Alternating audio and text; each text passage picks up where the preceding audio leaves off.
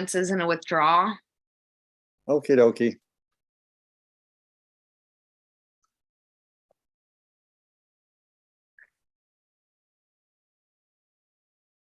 And even though it's 5 o'clock and we have a quorum, I don't see our staff. Oh, here's Will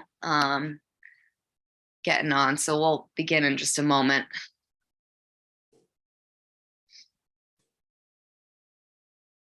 Ashley, can you hear me? Yes. Okay, good. I have a new camera and sound bar. Sorry for my almost lateness. And Will, I know Mike emailed today that he won't be joining us. Do we have any other commissioners that aren't going to be attending? To my knowledge, just Mike. Okay. All right. Well, for the sake of time, because it is a long agenda and we do have a quorum, I will begin. So welcome to the March 9th Nantucket Conservation Commission meeting. This meeting is being held entirely remotely with participants participating via Zoom app. The public may follow along on YouTube and make comments there. There's directions on the town's website on how to join and comment. I ask that everybody on the Zoom call, please keep yourselves muted unless you're speaking so that you're not distracting to the recording and people on the call, and to not distract our minutes taker. And if you do wish to speak, please raise your hand either in your camera window or virtually and wait to be recognized by myself. Please state your full name and any relationship you have to a project when commenting. So if you are in a butter, please state your address. And with that, we will begin tonight's meeting under public meeting, public comment on items that are not being heard this evening. Does not look like we have any public comment on the Zoom call. I'll give a quick check to YouTube.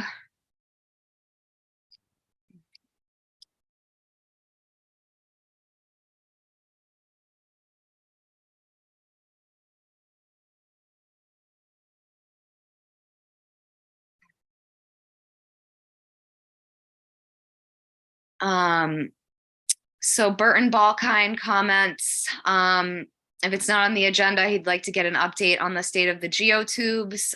So Burton, that is an agenda item for discussion at the end of our meeting, and we'll be able to give and get updates at that point.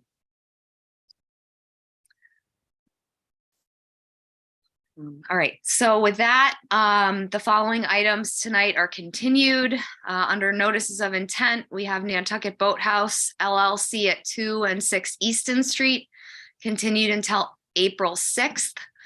We have Local Buoy Properties LLC at 15 Loretta Lane, continued until March 23rd.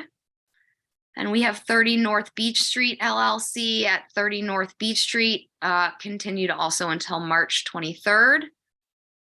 I believe that's it for our continuances. So we will open tonight with 78 Walwinet Road LLC at 78 Walwinet Road. This is a withdrawal, so we just need a motion to accept the withdrawal. Mark, are you making that motion? Is there a second? Seconded by Ian. So by roll vote, Beal. Aye. Engelborg. Aye. Arisman, aye. Golding. Aye. Lendowski. Aye. Williams. Aye. All right, that carries unanimously. And that brings us to Boathouse Realty Trust at 52 Warren's Landing Road, represented by David Haynes. Good evening. Boy, we're fast tonight. I'll make it as quick as possible. This is a project to relocate an existing two-room cottage at the end of Warren's Landing Road, right on Manhattan Harbor. Linda, can you mute? You're being like getting feedback. Really? I don't hear it on my end. I'm just hanging out here with nothing happening. Yeah, it ends up coming through your speaker back to the recording. You end up highlighting green. Well, that is very, Thank you. Sorry, David, go ahead. Anyway, we will be asking for a continuance tonight. We haven't got a file number. Also, Natural Heritage has to review, has to comment on this. This is an existing house. I know it was here in '96. It's one of my only denials from the commission. But it was here much longer ago prior to that. It's built right on it's currently right on the top. There's a concrete bulkhead there that's a coastal bank, and there's a dune right below it, and then the beach is right below it. The whole site is within the buffer zone to either a bordering vegetated wetland to the rear, or Nantucket Harbor to the west. And it's all entirely within land subject to coastal storm flowage. It's on what's mapped as a barrier beach. And it's got a coastal dune in the southern portion and along the harbor to the west. There is an existing septic system that's mounted, that's on the property. What we're proposing to do is to pick up the building, move it back. It'll be greater than 50 feet. It'll be 50 feet from the coastal bank. And we're putting it on top of the existing mound for the leach field. The leach field will be discontinued. It will be, the tanks will be pumped and filled, either pumped and filled with sand or removed, poked a hole in the bottom of it. And a tight tank will be installed. So the house will be placed on pilings above the flood elevation on top of this mound. It's sliding the house back outside of the natural heritage area that's on the front portion of the house, the west and southwest portion of the property. The area where the house currently sits will be restored with a conservation mix back to a grassland. We are asking for waivers for placement of a structure. The rear of the house will be within 50 feet of the salt marsh to the rear, and we will have to intrude into the 25-foot no disturb in the rear just to physically do it, because we need the space around the house to pick it up and move it. That 25-foot zone can be allowed to revegetate. We're asking for waivers for the placement of a structure. It's also mapped as a barrier beach. However, since it's not a coastal dune where we're putting it, and not a beach where we're putting it, it's not considered to be and it's also underlain by glacial material. They're not beach and they're not dune, so it's not technically not a barrier beach. However, the work would prohibit new structures, but taking an existing structure and moving it back and higher up is looked upon favorably. So we are asking for waivers for intrusion into the 50-foot no structure setback, into the 25-foot no undisturbed buffer, and also for work within 2 feet of the water table. The holding tank, because of size and elevation, will be within 2 feet of the water table, but not within the water table, and will not require temporary or permanent dewatering for its installation. So we are asking for a waiver for that. So we're asking for a waiver in that the project as presented provides an overall net benefit. We're increasing the setback from the barrier beach and also out of the natural heritage area. We're raising it above the 100-year flood elevation.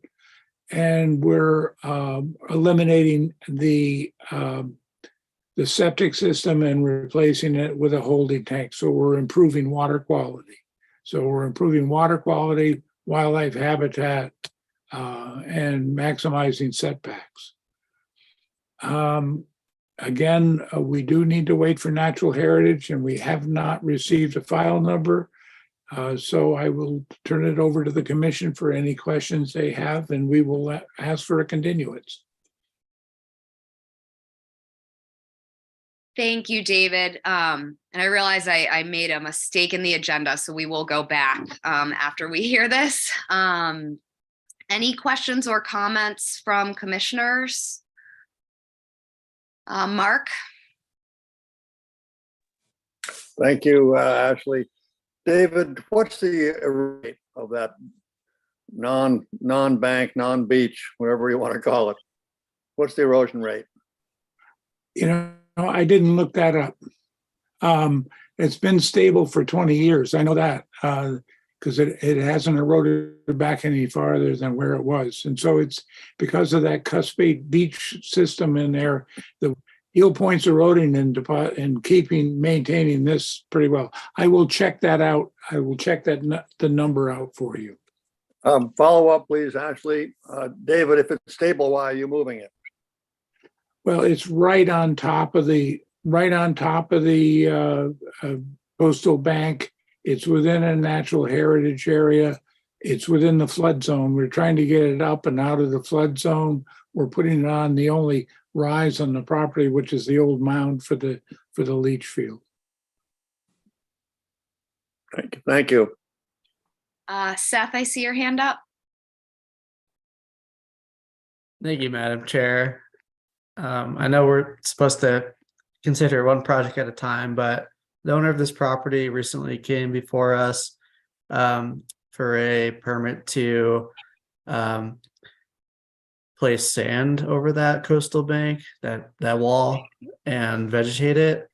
Are those activities still planned? And I mean, this move of the structure would eliminate any statutory protection that the structure had, but it'd be good to know what the plan for that wall there are. Thank you. As far as I know, I wasn't involved with that. He wants to basically nourish the beach in that area and maintain it so we don't have any erosion in that area. The wall he did not want to remove the wall. He wanted to just leave it there. And in terms of it is a pre-75 structure, and even if you move it back, it still has allowed some affordable protection, afforded some protection under the Wetlands Protection Act, if applied for. I can try to get a little bit more detail on what the circumstances were for the nourishment of that area. Thank you, David.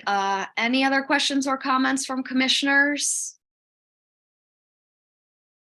Okay, it looks like no. So we'll open this one up to public comment. So Boathouse Realty Trust at 52 Warrens Landing Road.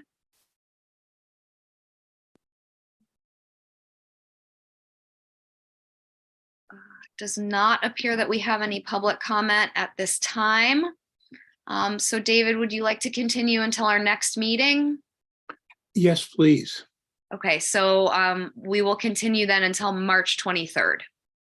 Great. Thank you all. Thank you. Have a good one. You too. So I apologize in navigating my small screen. I skipped our rehearing limit conversation, so I'm sorry about that, Mark. We have a rehearing limit for Sunset House LLC at 15 Hollowell Lane. And we have Mark Ritz on to represent this. Good afternoon. Mark Ritz from Site Design, representing the applicants at 15 Hallowell. You may remember several months ago, we were before the commission requesting approval to repair a timber groin and replace an existing timber bulkhead with a sheet pile bulkhead. The commission denied that project, and we are coming back in front of the commission with a significantly reduced scope of work. We discussed this with Will and Jeff previously, and they felt that this may be something that the commission would consider as a separate filing. The new filing has removed the bulkhead component from the project, and we are just requesting the ability to do an in-kind, in-place repair of the existing timber groin. We felt that that was a significantly reduced scope of work, making it a substantially different project from what was previously submitted. Thank you, Mark. Do any commissioners have any questions or comments about the new scope of work and how it applies to the rehearing limit? Ian? Thank you, Madam Chair. I'm perfectly comfortable with it being sufficiently different that it should go forward.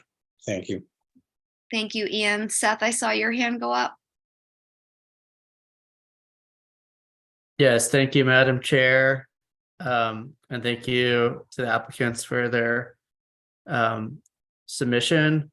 Just want to make sure that we are getting the language right so that everyone knows what we're basing our decision on here.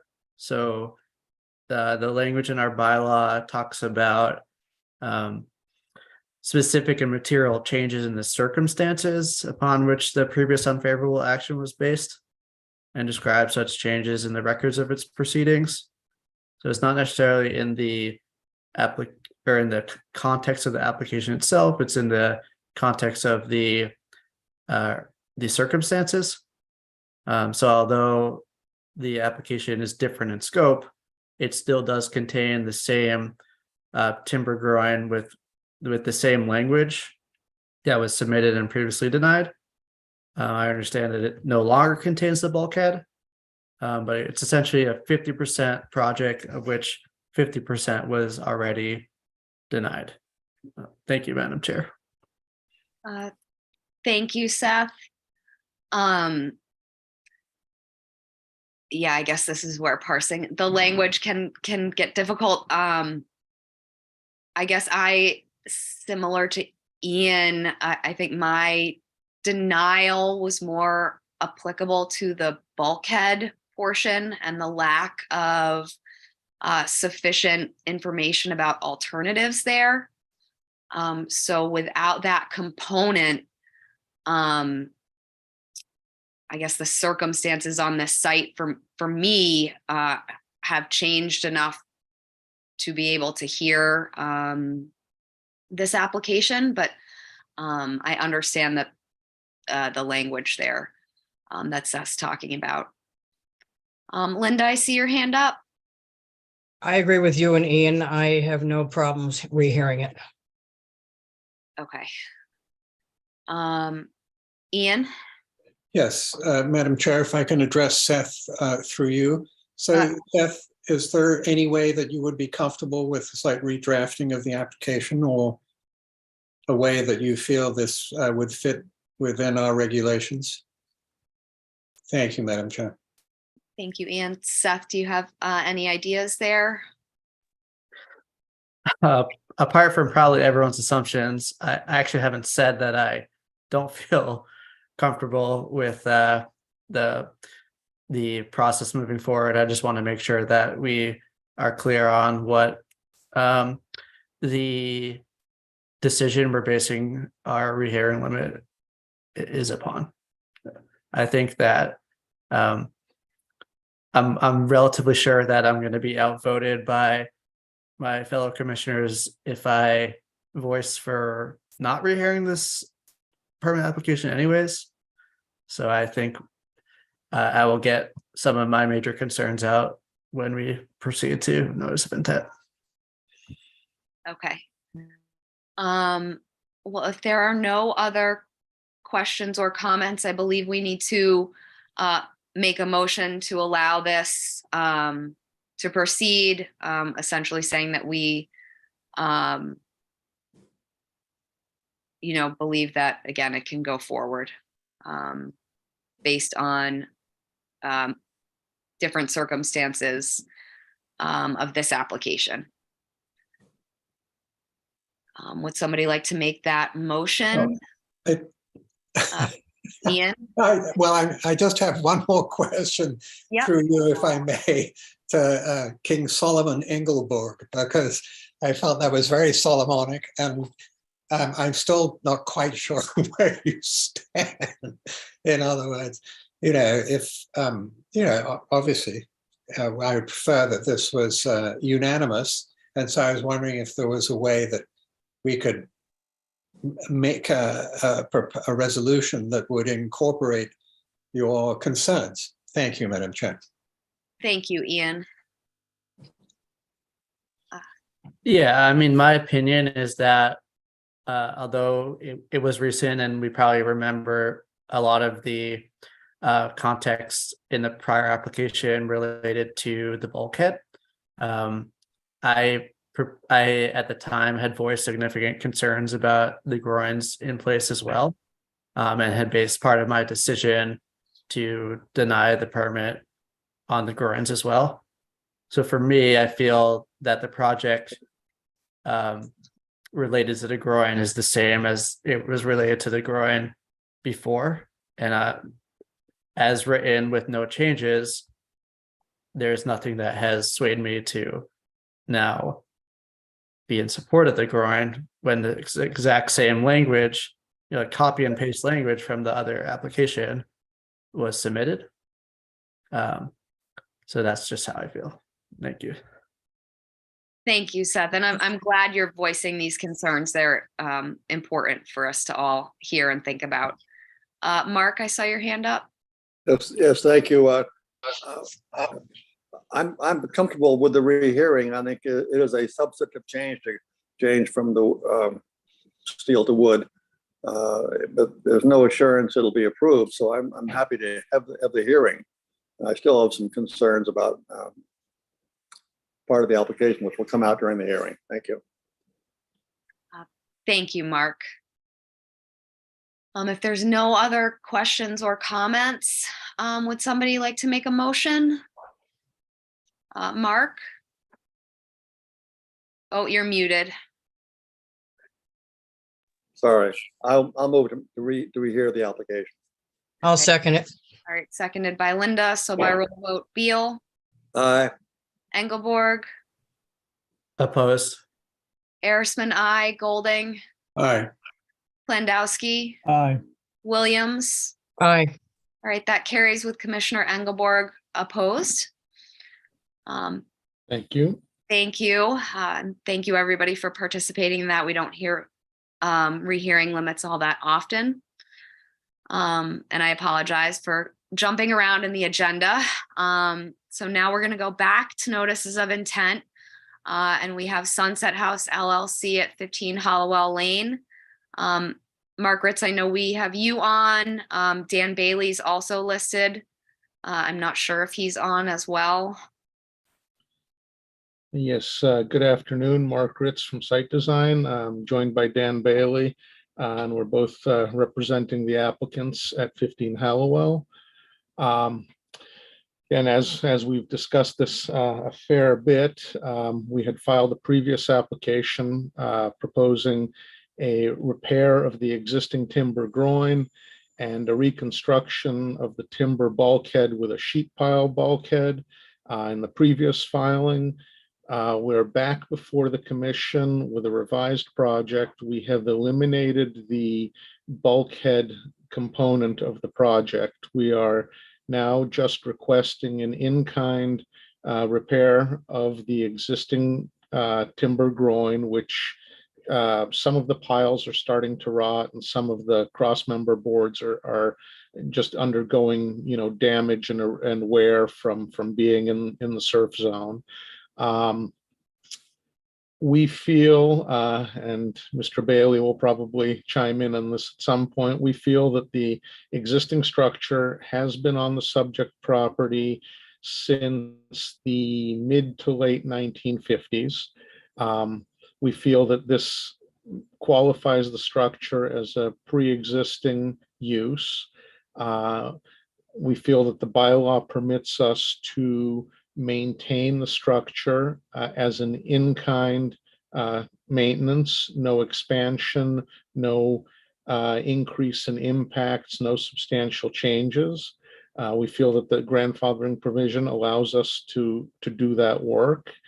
Our position is that because it meets the criteria of a grandfathered structure, it's not technically subject to the performance standards, which follow the further on in the bylaw regulations. We feel that since it meets that first hurdle, that it is a grandfathered structure and it may be repaired and maintained as such, that it isn't subject to the additional typical performance standards for the resource areas. Our proposed work, currently the existing timber groin has approximately 20 wood piles. We're going to pull those piles out, vibrate them out. We're going to replace them with piles. Approximately 12 new piles will be put in. That's to make the design comply with the original Chapter 91 license that only had a dozen piles shown, same pile spacing. We're going to replace the timber cross members as needed, and everything will be done in place. Equipment will access the site along the beach, crossing over from the east. Everything, piles will be pulled out, new ones will be driven in, the timbers will be replaced. The total impact area is actually, I know it's not a huge amount, but it's going down because of the reduction in piles from 20 to 12. We're actually decreasing the overall footprint of the structure by about 7 square feet. It's not a huge amount, but it is a slight reduction. The length will be the same, the position will be the same, the orientation will be the same. Because the structure is currently there and intact, we feel that the replacement, the repair, will not result in any new or adverse impacts because nothing will change from existing conditions. No increased length or scope or height of the structure. So the structure that is there now is going to look, the new structure is going to, or the repaired structure, look exactly the same. So we don't anticipate any increased impact. The only impacts will be temporary from having a tracked excavator on the beach for removing and driving the piles. All other work will be done with handheld tools. All debris will be removed from the site on a daily basis as work is done. Any cutoffs or debris or old pieces of timber will be removed and disposed of properly. That's basically it for this project. It's very similar to the groin repair, which was permitted several doors down to the east on 6 and 11 East Hallowell. That's also an in-place groin that's going to be repaired in kind, and we feel that this is a permissible project as a grandfathered structure. Thank you.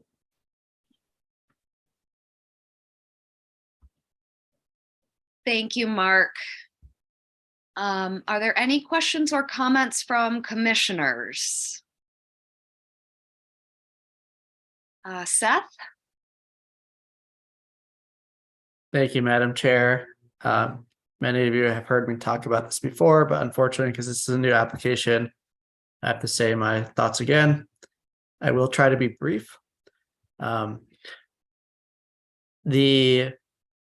Nantucket Wetlands Protection, the Nantucket wetland regulations have performance standards in them that were legally reviewed when they were last updated in 2013. And, I don't know if they've been brought to court and there's any case law to back them up, but they went through town council review and have in their performance standards that appear to pierce the veil of pre-existing use. So for instance, performance standard 1 in coastal banks talks about bulkheads and groins may only be rebuilt if the commission determines there's no environmentally better way to control an erosion problem. If the applicant's point that the projects that have protection under pre-existing use don't have to comply with performance standards, why would that performance standard be in our bylaw? Why would we have a legally insufficient performance standard in our bylaw? So I believe strongly, after knowing that these have gone through legal review, that those still apply even if sites are or even if structures are otherwise subject to pre-existing use. So given that, I think that, alternatives need to be considered on site. I do understand that the applicant has provided alternative analyses, which I believe to be insufficient. And I think that I understand that the license is structured. I understand that that the structure is licensed, that the structure predates pretty much every regulation, local or state. But still, it seems to me that if we have our regulations in place, that they carry water even with pre-existing use projects. Thank you. Thank you, Seth. Dan Bailey, I see your hand up. Thank you. And, Mr. Engelborg and I have been around on this argument previously, and I'll also try to be brief about it. But the distinction, well, let me start with what the grandfathering language says. And again, nobody ever wants to listen to the bylaw terms, but it's important here. And what it says is grandfathering pre-existing use allows the use and normal maintenance of any structure or alteration of land within wetland resource areas and their buffers existing at the time of enactment of 13140, 1972, or the Town of Nantucket Wetlands Protection Bylaw 1983, or subject to subsequent revisions, may be continued subject to the following. Existing structures, uses, or alterations may not be extended or modified unless such extension or modification is permitted by a finding of the commission that such alteration or modification shall have no adverse impact to resource areas. So if we were in here asking for an extension of that groin, you would have to find that that extension would not have an adverse impact. But repairing in place, it's established under 13140, and this language simply tracks what's in 13140. To get to Seth's point about why the performance standards don't apply, it's because what it says is that no new bulkheads, blah, blah, and I'm in the performance standards for coastal banks. No new bulkheads, coastal revetments, groins, or other coastal engineering structures shall be permitted to protect structures constructed or substantially improved after 878, except for public infrastructure. And then it says bulkheads and groins may be rebuilt only if the commission determines there is no environmentally better way to control an erosion problem. So what this is saying is that you can't have any new bulkheads, but bulkheads and groins that were permitted, were authorized by law, not grandfathered, can only be rebuilt if the commission determines there's no environmentally better way to control an erosion problem, etc. So my view is that this applies, performance standard applies when you've got something that is subject to an order of conditions. It doesn't apply to something that's completely grandfathered and is not. Grandfathering means you're not subject to the bylaw. Period. End of sentence. Thank you, Mr. Bailey. Linda, I see your hand up. Yeah, that was actually my take on it, having dealt with grandfathered and other venues. This was legally permitted, predates 1978. They're allowed to maintain it. So that would be my current position on this also. Thank you, Linda. Seth, I see your hand up. Thank you, Madam Chair. I do want to point out that the application at hand actually is for a modification of the structure, albeit it's a minor modification, but they are changing the amount of piles and they're changing from 20 to 12 piles. So there is a change in the overall structure. But I guess we'll have to decide what counts as a modification. Thank you, Seth. Linda, I see your hand up. And Mark, I see you up as well. And Ian, I saw your hand too. Linda, go ahead. Through you, Madam Chair, to Dan Bailey. I believe the statute includes minor modifications or modifications as part of this maintenance, plus it's lessening the impact because it's reducing the amount of piles. But I believe that statute also includes the word modification. Is that correct? Through you, Madam Chair, to Dan Bailey. Thank you, Linda.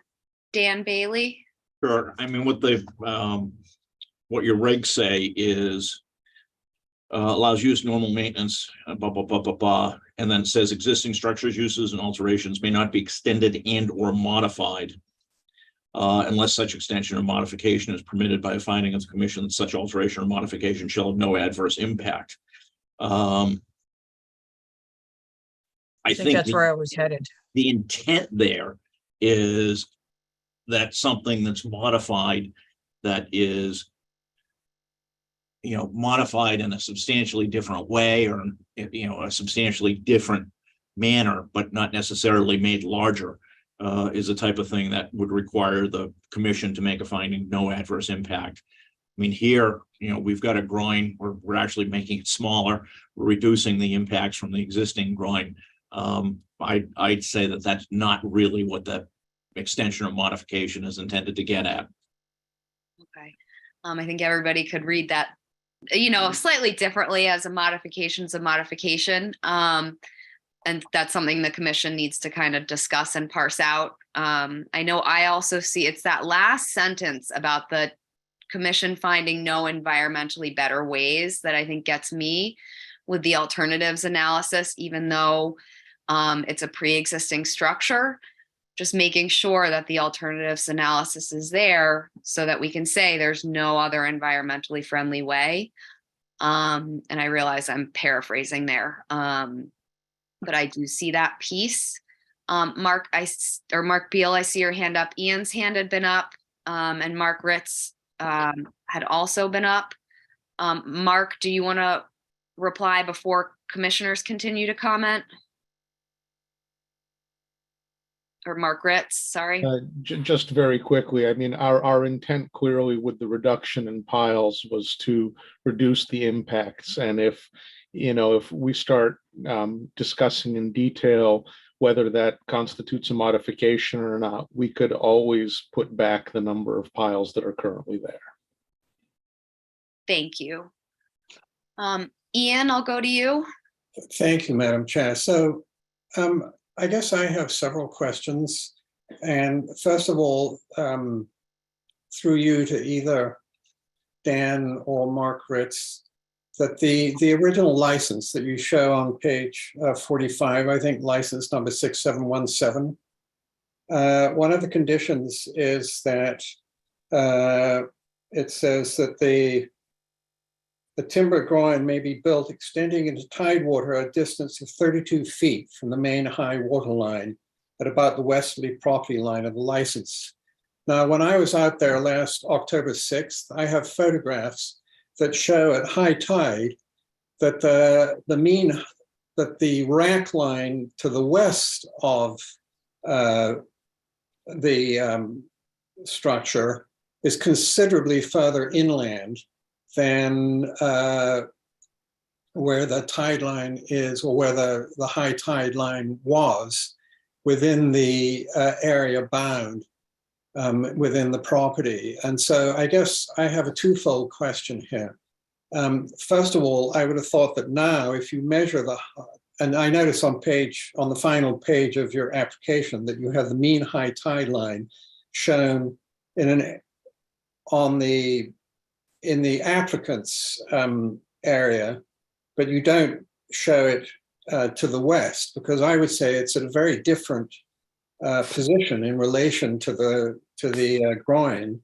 And so I guess my question is, I would guess that it now extends far further out than 32 feet if you were looking at the tide line, mean high tide line to the west of it, the structure. And also, it absolutely clearly is having a huge adverse impact on the shoreline, hence the massive end scar with what I understand is an illegal stone revetment placed there by the neighbors to the west, which I don't think we've dealt with. But so I'm sort of sympathetic to what Seth is saying in this situation, that, and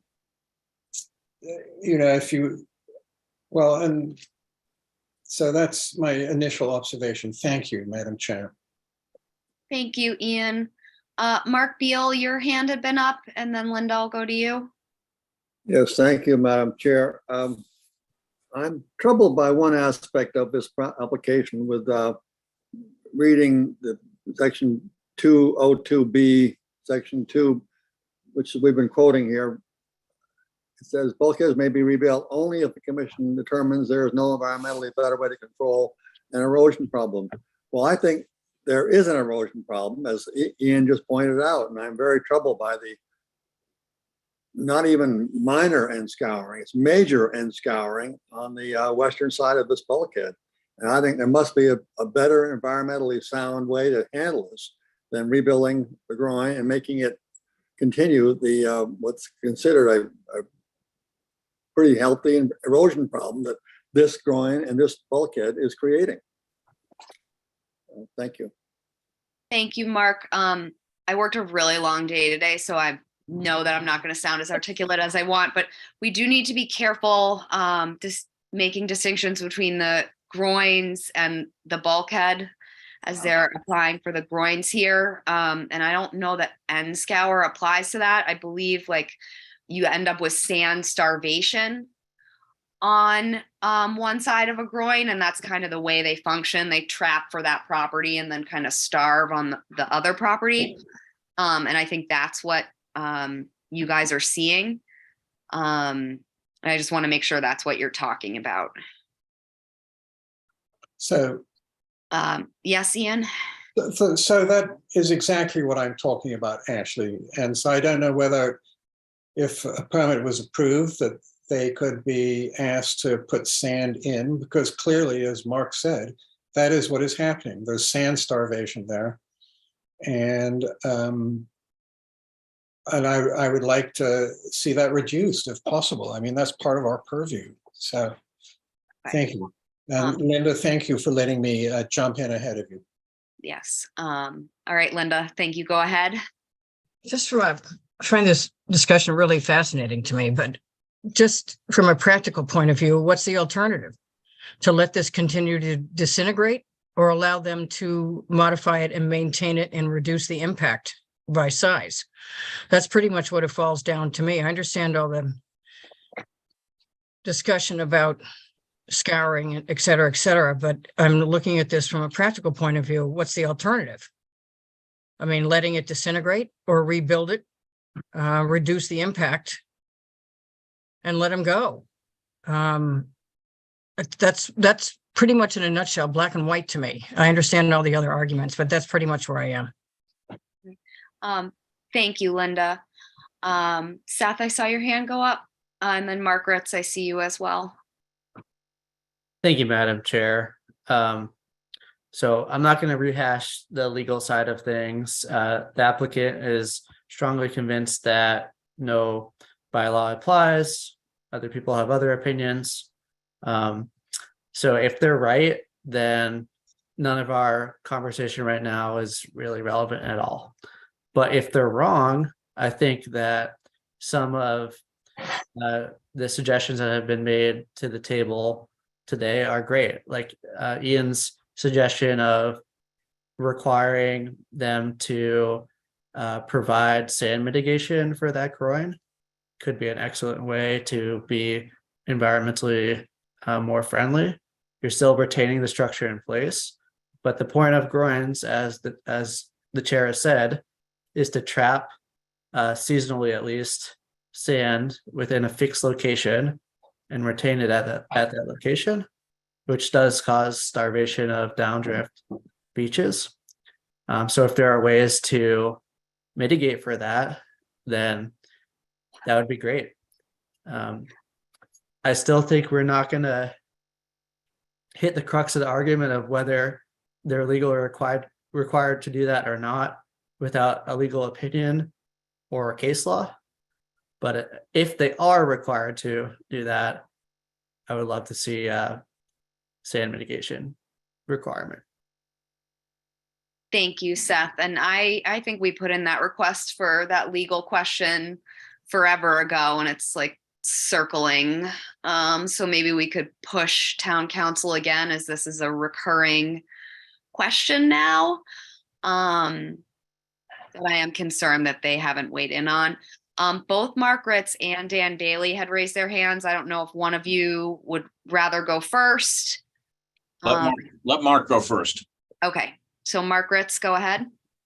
Okay, I'd like to bring up a couple of things in response to the questions that have occurred over the last few minutes. If Will, would it be possible for you to share the site plan with everybody? Sure thing, Mark.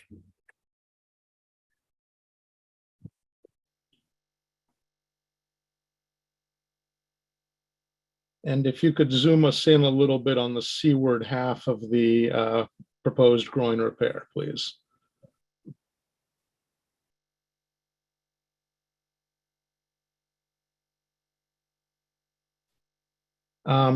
What we have here is this was a beach survey, topo survey that I conducted back in August 26th of 2022. That's what the topo contours are based on. And what you can see here is it's just out of the field of view, just to the right. The mean high water line is an elevation of 1.1 feet, and it is depicted by that black line just landward of the 1 foot dash topo contour. And we did extend the topo slightly to the west of our property. The heavy black line on the left is the property line. We went just over next door, and you can see that both the 1 foot and 2 foot contours extend across beyond our property line, and that the mean high water elevation of 1.1 feet is, it may be offset by a couple feet across the groin, but it is not substantially offset, as Commissioner Golding suggested.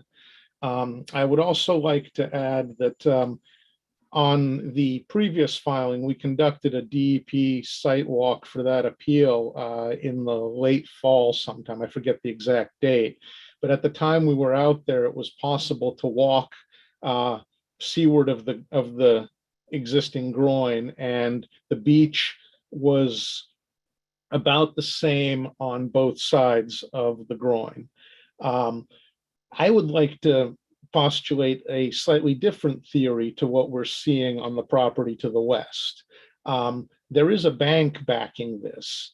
Banks erode and only erode. There's currently no glaciers depositing additional sediment to rebuild coastal banks. Banks have a one-way direction of travel. Beaches come and go, especially beaches adjacent to groins. We have bidirectional sediment transport along this section of shoreline. So that's been well documented.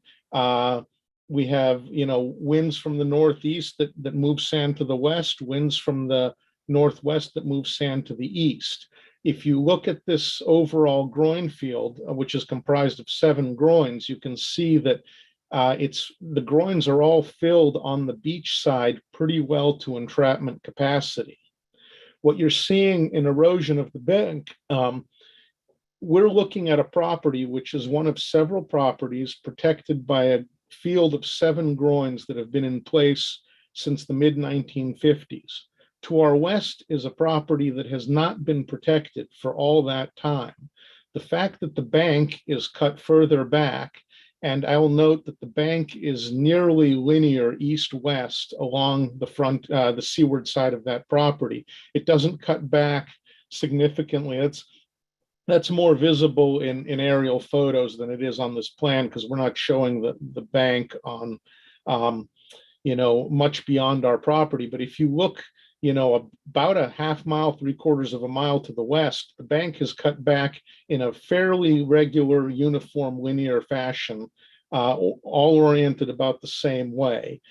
I think what we're seeing on those properties is nearly 70 years of unprotected erosion, and we're comparing it to properties that have been stabilized for the same amount of time. So I don't think there's substantial retreat to the west of the groin, which is so much greater than it is on the rest of that property, which and that retreat extends almost all the way to the Lehrman property to the west, where there's an existing bulkhead. That's it for me at this point. Thank you. Thank you, Mark. Dan Bailey? Thank you. And I just wanted to come back and say, while I'm a lawyer, I would prefer to avoid the legal fight. And, we certainly are open to considering any sort of mitigation that the commission would be looking for. Thank you. That's definitely appreciated. Ian? Thank you, Madam Chair. Through you to Will. Will, have you got the 3 pictures I sent you? Oh, Will, you're muted. Thought I unmuted.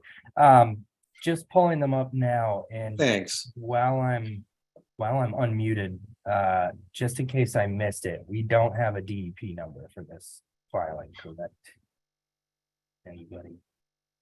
So I'm asking Will to put on the screen the 3 pictures I took at close to high tide on October 6, 2022 that I referenced earlier. Okay. And as a response to Mr. Ritz's comments. And I think, Will, was that question going out to Dan Bailey and Mark Ritz as far as the DEP following through the file number? Yeah, I just wanted to check if Mark had got one or anything, but I don't have one, and there's not one on the EEA website. But No, we're still trying to get that squared away. Okay. and I'm sharing my screen now.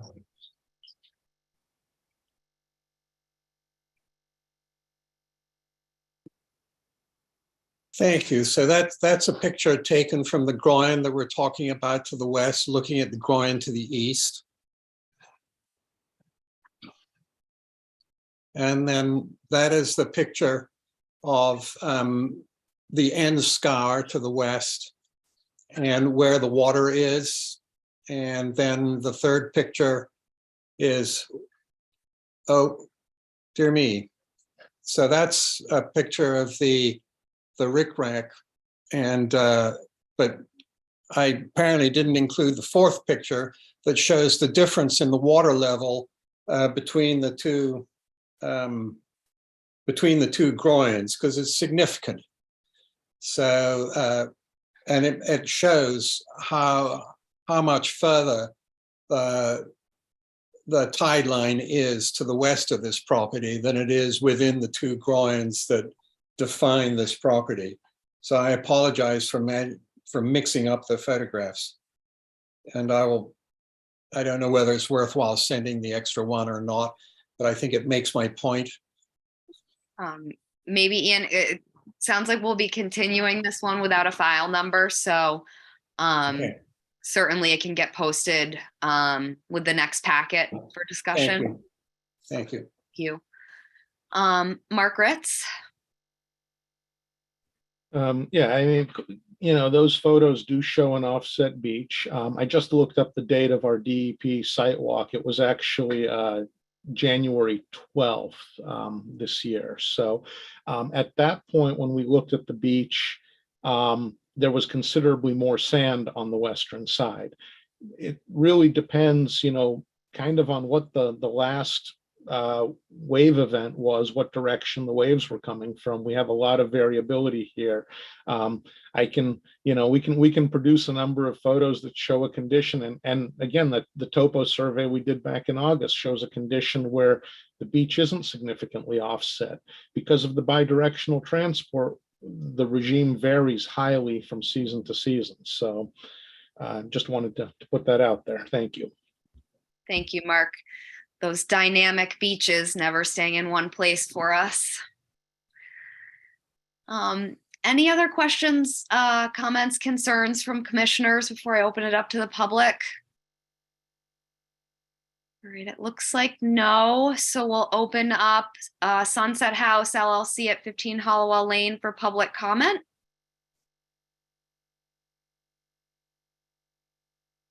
I am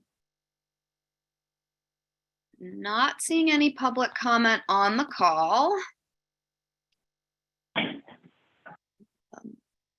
also not seeing anything on YouTube at this point.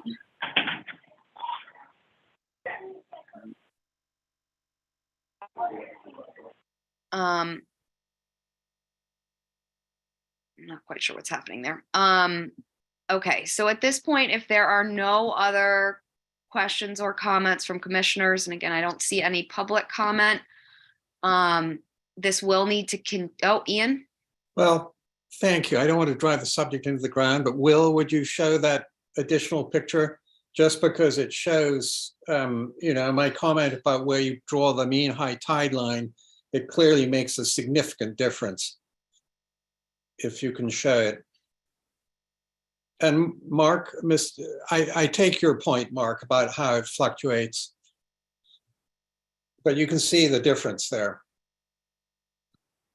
Thank you. Thank you, Ian.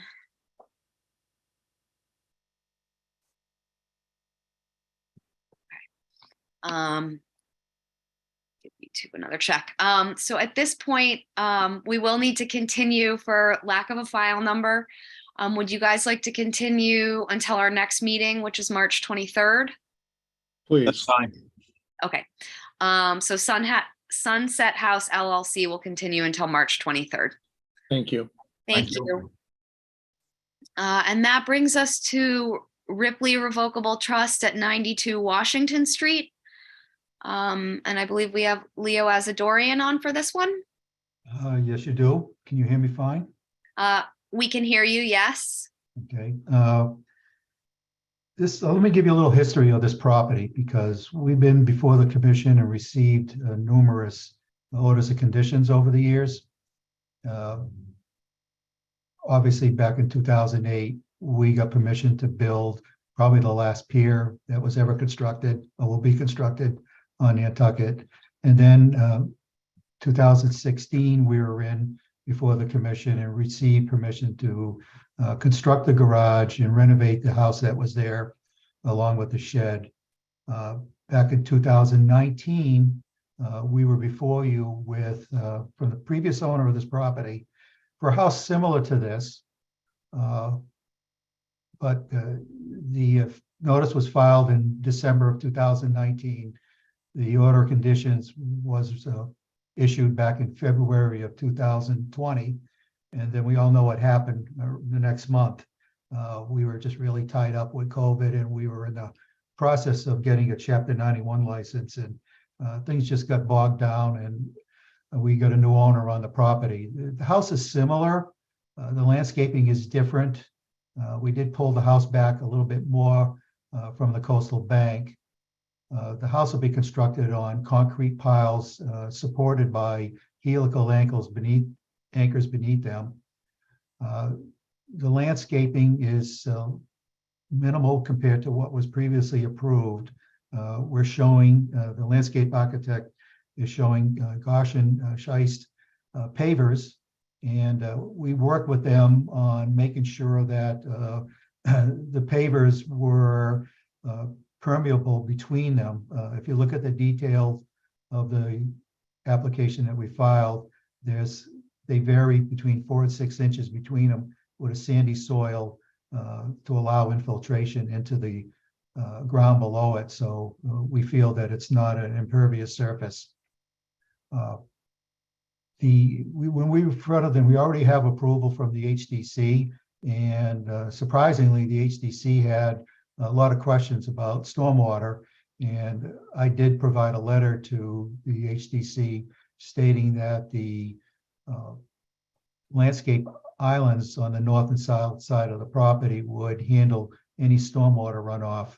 Obviously, there's nothing in the face of the earth that's going to handle the storm surge there, but normal runoff would be handled, and the sloping and the grading that we have on the property would be handled by the planting beds on both the north and south side of the structure.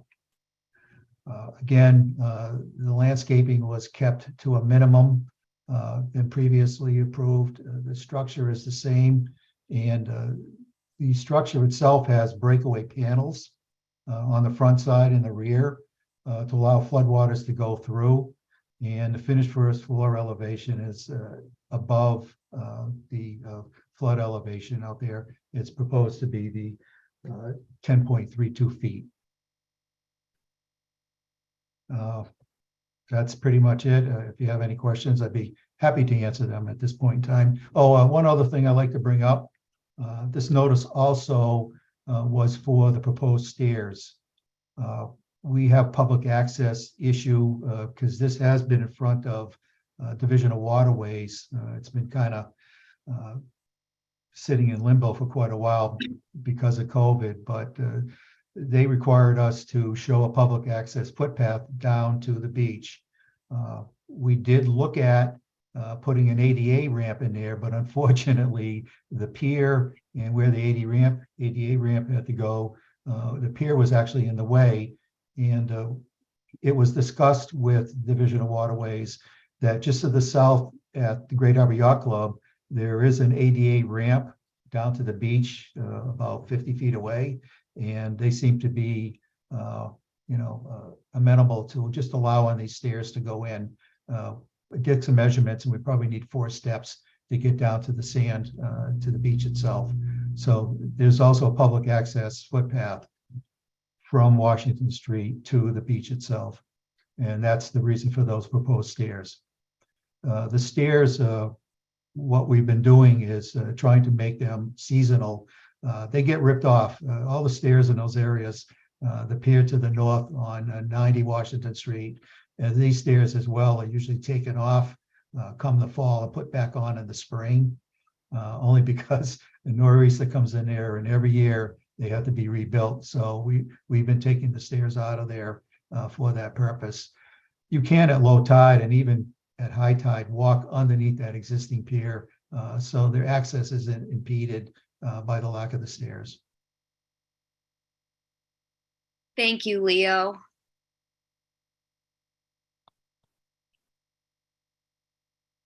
Are there any questions or comments from commissioners? Seth? Thank you, Madam Chair. I have some concerns about the planting plan associated with this project. Particularly of relevance is number 6 on this plan, which is the Hamlin fountain grass, which, if I'm getting the horticultural common name right, is the species Pennisetum alopecuroides, which is a plant that's listed as invasive in many mid-Atlantic states, and has been considered for invasiveness in Massachusetts. I don't believe it has an official status, but it will likely have an invasive status in the coming years. So I'd request that we definitely not allow that and not allow any non-native or cultivars as is typical in these areas. And then secondly, I do have concerns about the paver system. I take the applicant's point about permeability, but I still think that putting so much added stone surface there, while it may technically be permeable, isn't going to hold up to a storm surge, and that's going to funnel storm surge in the velocity zone straight towards the street. So I would like to see a reduction of that stone surface, please. Thank you, Seth. And I've definitely seen Pennisetum escaping into wild areas, so I'm glad you brought that one up, as well as the pavers. Any other questions or comments from commissioners?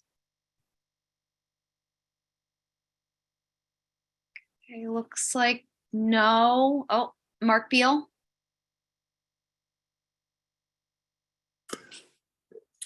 Thank you very much. Did you consider moving the structure back to get out of the 50-foot zone? There seems to be somewhat room there to move back some. Would that make sense to the applicant? Well, obviously, we have a garage back there, and we'd like to keep some space between the existing garage and the proposed dwelling. And that was the purpose, to allow, enough accessibility around the house itself. If we moved it back to try to get out of the 50, we would probably be right up against the garage, Mark. And the landward side of the structure isn't any closer to the bulkhead itself right now. So like I say, the houses were similar, but we did bring it back a little bit. The stairs were eliminated on that particular side of the water side of the structure itself. But like I say, if you tried to move it back and get it out of the 50, the house would be right on top of the garage. Thank you, Mark, for your question. And Leo, Linda, I see your hand up. Leo, there's a dwelling unit inside that garage, isn't there? It was, I don't believe anybody's ever lived in there. It was just done as a studio. But I don't believe anybody's ever lived in there. To be honest with you, Linda, I don't know. It was just done as a garage studio. Okay, because if it's a garage apartment, you can't move that structure any closer to it. Yeah.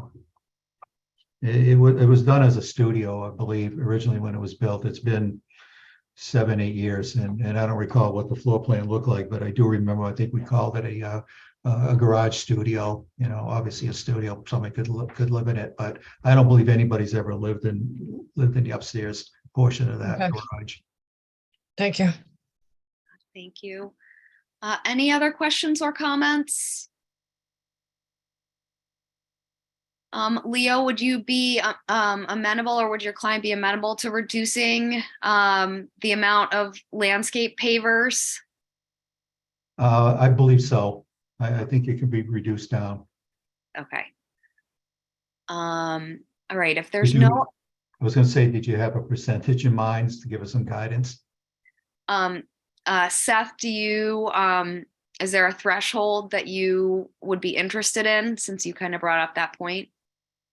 Thank you, Madam Chair. I would say there is a spatial range that I would look for them to be removed. So if we want to look at the plan again, the ones closest towards the harbor.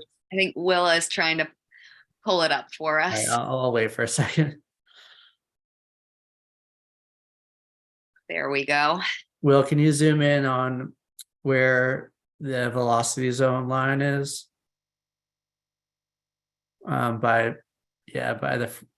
In there.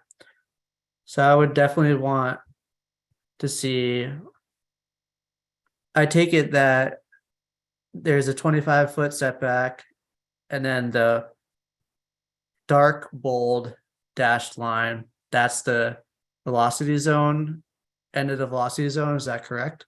Correct. So I would like to see every paver past that line towards the harbor removed, please. All right, well, that's the guidance I was looking for. And the rest I don't have as much of a concern of, but all of them past the velocity zone removed. Thank you. Thank you, Will, our Vanna White here pulling up the plans, and thank you, Seth, for articulating that. All right, so if there's no other questions or comments from commissioners, we'll open this up to the public. So Ripley Revocable Trust at 92 Washington Street.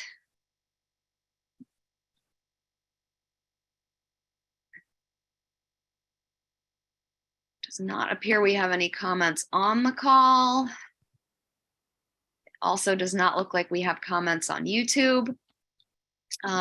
Will, do we have everything we would need to close this one?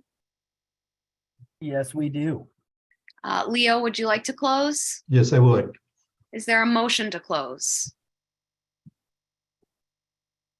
Motion made by Seth, seconded by Joe. So by roll vote, Beal, No, Engelborg, Aye. Arisman, I, Golding, Aye. Klandowski, Aye. Williams. Aye. All right, that carries with Commissioner Beal opposed. Thank you, Leo. Thank you very much. And that moves us to McLean at 100 Matacasham Valley Road, represented by Brian Madden. Hi, everyone. Brian Madden from LEC Environmental Consultants, representing the applicant. The proposed project is, we're seeking the after the fact approval of some elements that were installed by the prior owners. The current applicants, I believe, purchased the property last year. And so what had been previously installed was a set of aluminum stairs, beach stairs within that southeasterly corner of the property. They had also created a lawn sitting area immediately adjacent to that. We're proposing to revegetate that area and just keep a small 3-4 foot wide walking path down to the top of the beach stairs. There was some snow drift fencing that was also installed along the toe of the coastal bank that they're seeking to keep. I had submitted some photographs. It's doing a fairly good job of collecting some sand at the toe. In terms of new work, they are proposing a dry laid stone patio and a small portion of a boardwalk connecting to the existing main structure that falls within the outer 100-foot buffer zone to the top of the coastal bank. I think at the closest point, that patio is 72 linear feet away. But I guess we would anticipate typical monitoring requirements for that revegetation area. But would be happy to entertain any other thoughts on that and turn over to questions. And just to know, we are still waiting on Heritage on this one. Thank you, Brian. Are there any questions or comments from commissioners? Seth? Thank you, Madam Chair. Regarding what's being called snowdrift fencing, but is more typical to like the sand drift fencing that we usually see with the diagonals. It looks like from the photos submitted that parts of the subject parcel that have this fencing in front of them, the bank is well vegetated and parts are relatively less well vegetated. So I would request that the applicant go and plant appropriate beach grass and shrubs in the less well vegetated area to actually maintain a vegetated bank there. And then potentially in the future, that snowdrift fencing may no longer be needed. Thank you. Thank you, Seth. I'm glad you brought up that fencing. I happen to hate that fencing just because it works until it doesn't work. And then all of a sudden it's like major debris. And I see Will stepping away, but I think this is one we'd want monitoring criteria on that fencing to make sure it's removed, by humans before a storm comes and removes it, because it happens surprisingly quickly. No, that's totally understood. And relative to the revegetation, yeah, I think we can certainly explore installing some beach grass behind the fencing at the toe of the slope. I would say, once you get closer towards the airport, the slope is a little bit more gentle, and that's where you get the more stability with the vegetation proximate to the stairs and kind of in the central portion of the bank. It is actively eroding. So I don't think we would be able to stabilize that bank with vegetation. I think we put in the short-term erosion rate is 1.8 feet over the last 30 plus years. But yeah, we'd be happy to entertain some beach grass in appropriate locations. Thank you, Brian. Any other questions or comments from commissioners? And if not, we'll open it up for public comment on McLean 100 Matacasham Valley Road.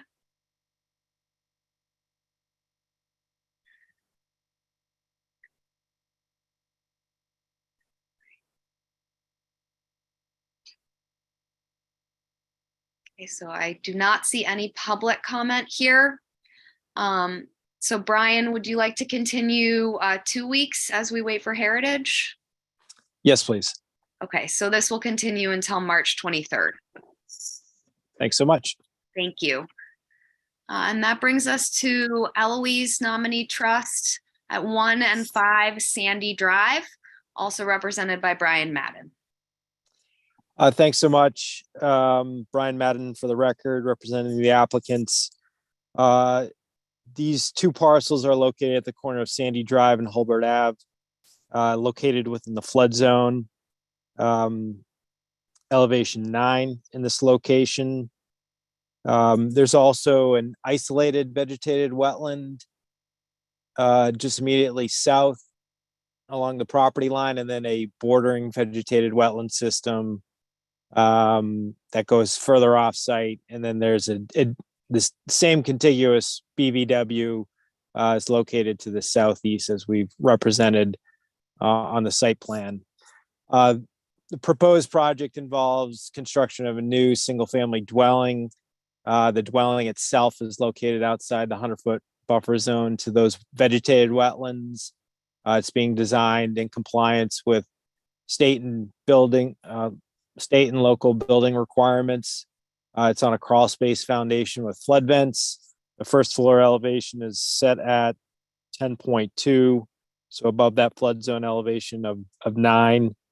The garage is also outside the 50-foot buffer zone to the vegetated wetlands, and that will be on slab. It will maintain greater than a 2-foot separation of high groundwater to the vegetated wetlands. And no waivers are required for the project. No work within 25 feet of the vegetated wetlands, and greater than 50% is being maintained. This lot previously had a single family dwelling that I permitted back in, I think, 2014, 2015, and it was recently demoed within the last year or two. So it's a combination of two parcels, and I'll turn it over to questions at this point. Thank you, Brian. Are there any questions or comments from commissioners? Looks like no. So we'll open this up for public comment. Again, Eloise Nominee Trust at 1 and 5 Sandy Drive.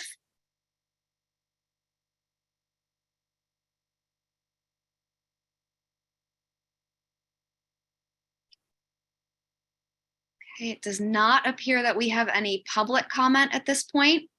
Will, do we have everything we would need to close? Indeed, we do.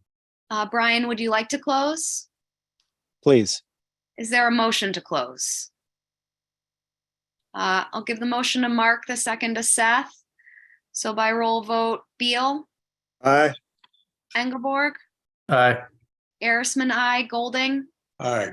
Landowski, Aye. Williams. Aye. All right, that carries unanimously. Thanks so much. Thank you, Brian. And that moves us on to Pockamo LLC at 61 Pockamo Road / Proprietors Road, represented by Art Gasparo. Thank you, Madam Chair. I'm before the commission tonight with a notice of intent for the project that we've been maintaining for some time along Pockamo shoreline for coastal stabilization. And as most of the commission is aware, there has been some discussions with the neighbors that have been in at various times with some concerns about the maintenance of the project. And this application that's before you is an effort to address those concerns. And what we're proposing to do is to extend the existing fiber roll array by about 16 feet within the layout of the Proprietors Road. And it would be extended in the area where we have been using for some years now as the sand chute, if you will, for providing the nourishment sand to maintain the project to the east and west from this location. And what we would do, shown in red on the site plan before you, is that extension of the array. Then also shown in red is a relocation of the sand delivery area to the west. The existing access way is shown in green, and we would plant the end of that with native species, and then use this revised access way, put in a split rail fence to try to keep folks from going down over the bank in that area. We'd have a temporary fence, as you could see, that would run north-south across along the property line for where that access that would be removable for the time that we're delivering the sand. And that's really the extent of the application. The same location would be used to maintain the project going forward, moving the sand to both the east and the west along the coastal bank and the coastal beach. The area where the array is proposed, the extension, is within the area that the commission actually approved an array in the past. You may recall that two of the owners for the approval had opted not to do the installation. So this would go in an area where there was a previous approval, though we have since requested and obtained a certificate of compliance that closed that project out. So that's why this is a new application.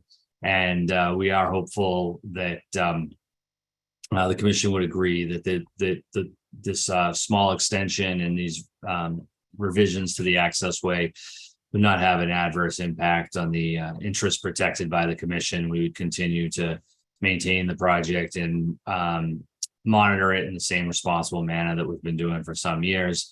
This coastal bank is quite stable. The vegetation is doing well. We're keeping up with the sand cover. And with that, I'd be happy to address questions, comments, or concerns that you may have. I also, one last thing I would add, we have received a file number, but we have not received response from Natural Heritage yet.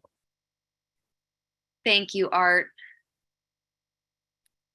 I must say I'm happy to see these revisions. The gullying that was forming in that location, just coming over the bluff, was pretty significant consistently. So I think that planting will really help.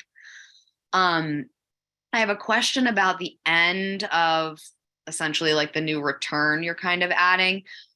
Will you be vegetating and providing sand a little bit onto the Shapiro property? I'm just worried that it might exacerbate or push some of the issues they were already seeing onto their lot. We would provide sand cover at the end. We're not proposing work onto the Shapiro property, but certainly at that end, we could place additional, sand nourishment, as we often do at the terminal ends, and just keep it right at that edge, and it would be available to naturally distribute as we see it often does laterally along the beach in that area. Thank you, Art. We did include the Shapiro family has reviewed all of these plans. And we did include a letter from them in the application, as I'm sure you've seen. But we're not actually going so far as to propose, additional sand or work onto their property. Thank you, Art. And I did want to say for the record, I was opposed to the original Pockamo Neighbors project. So throw that out there. I remember. Any questions or comments from commissioners? Seth? Thank you, Madam Chair. Hopefully this doesn't seem too minor, but related to the proposed removable split rail fence area, it seems to me like there could be impacts of consistently putting those in and taking those out. So would the applicant consider just putting a wooden post and gate system in instead? You could just swing open rather than having to take the fence out every single time. Madam Chair, if I may. The way we would do those, and it's the same as what's done out at the road, is to use PVC sleeves. So we put in a piece of 8-inch like SDR 35, like sewer pipe, thick walled, and then you just slide the posts in and out. So you're not digging, and they actually, those rectangular split rail posts fit very well in there. They're nice and snug, but you can pull them in and out. So that's how we would do that. Thank you for the clarification. Any other questions or comments from commissioners? Looks like no, so we'll open this up for public comment. So public comment on Pockamo LLC, 61 Pockamo Road.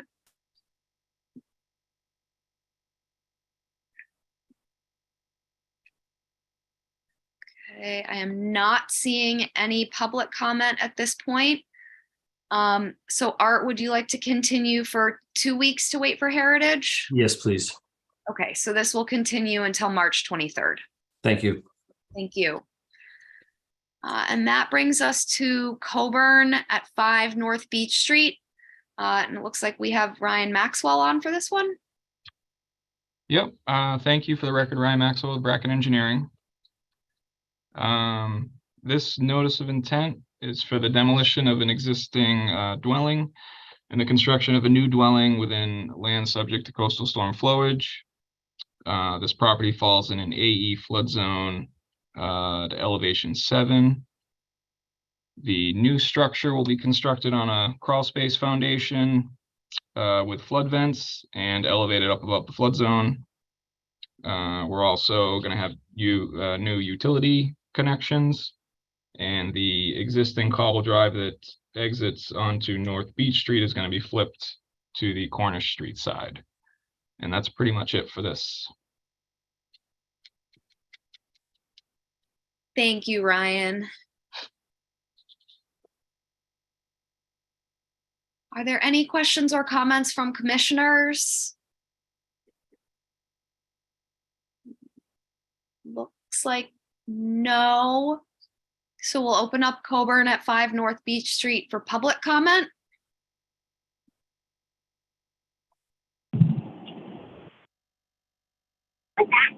Hi, can you hear me? This is Bridget.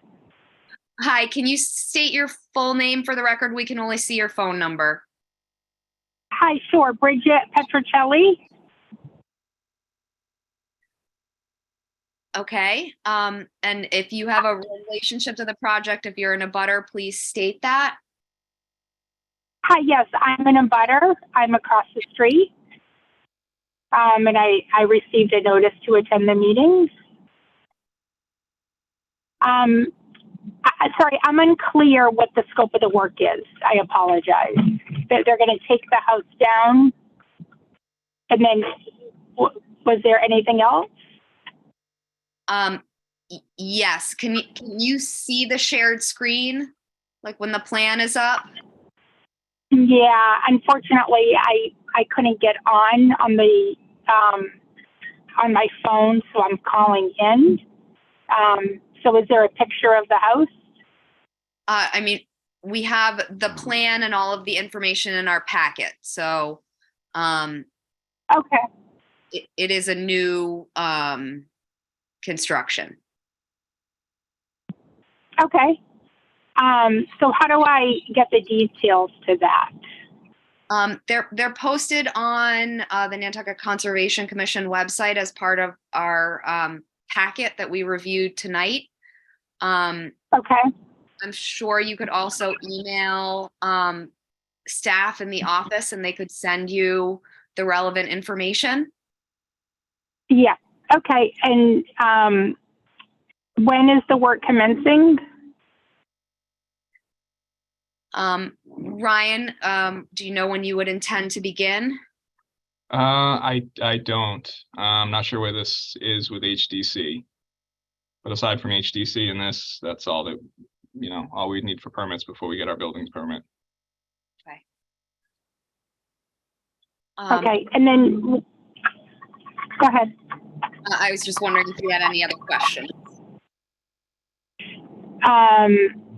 But I missed what he said about the entrance on North Beach Street. So the driveway for the house is currently off of North Beach Street, and they're gonna remove that driveway, and they're now gonna have a driveway off of Cornish Street, which is on the other side of the property. Right. Yep. Okay. So what will go in the place of the current driveway? So we are also here to talk about wetland relevant issues. Do you have any questions about the resource areas or the impacts to those resource areas? I don't think so. Okay. Because that's more within our purview. Ian? Yes, might I suggest that the lady calling in also get in touch with the HDC? Yes, I think you probably have more relevant questions for them. Okay, thank you. And thank you for participating. Yeah, sorry, it's hard. Yeah. So I'm just on the road. So, but thank you for letting me participate. Yes. Linda, I see your hand up. If she's still online, the HDC did hear this within the last couple of weeks. I happened to be at that meeting, and I believe they approved it. I don't think they've been filed yet. It'd be better off if you called the HDC office. I can give you the phone number if you got something to write down with. That's okay. I don't, and I have their phone number. Okay, then call them because they can email you what was approved or what's still outstanding. Okay. Great. Thank you for that comment or those comments and questions.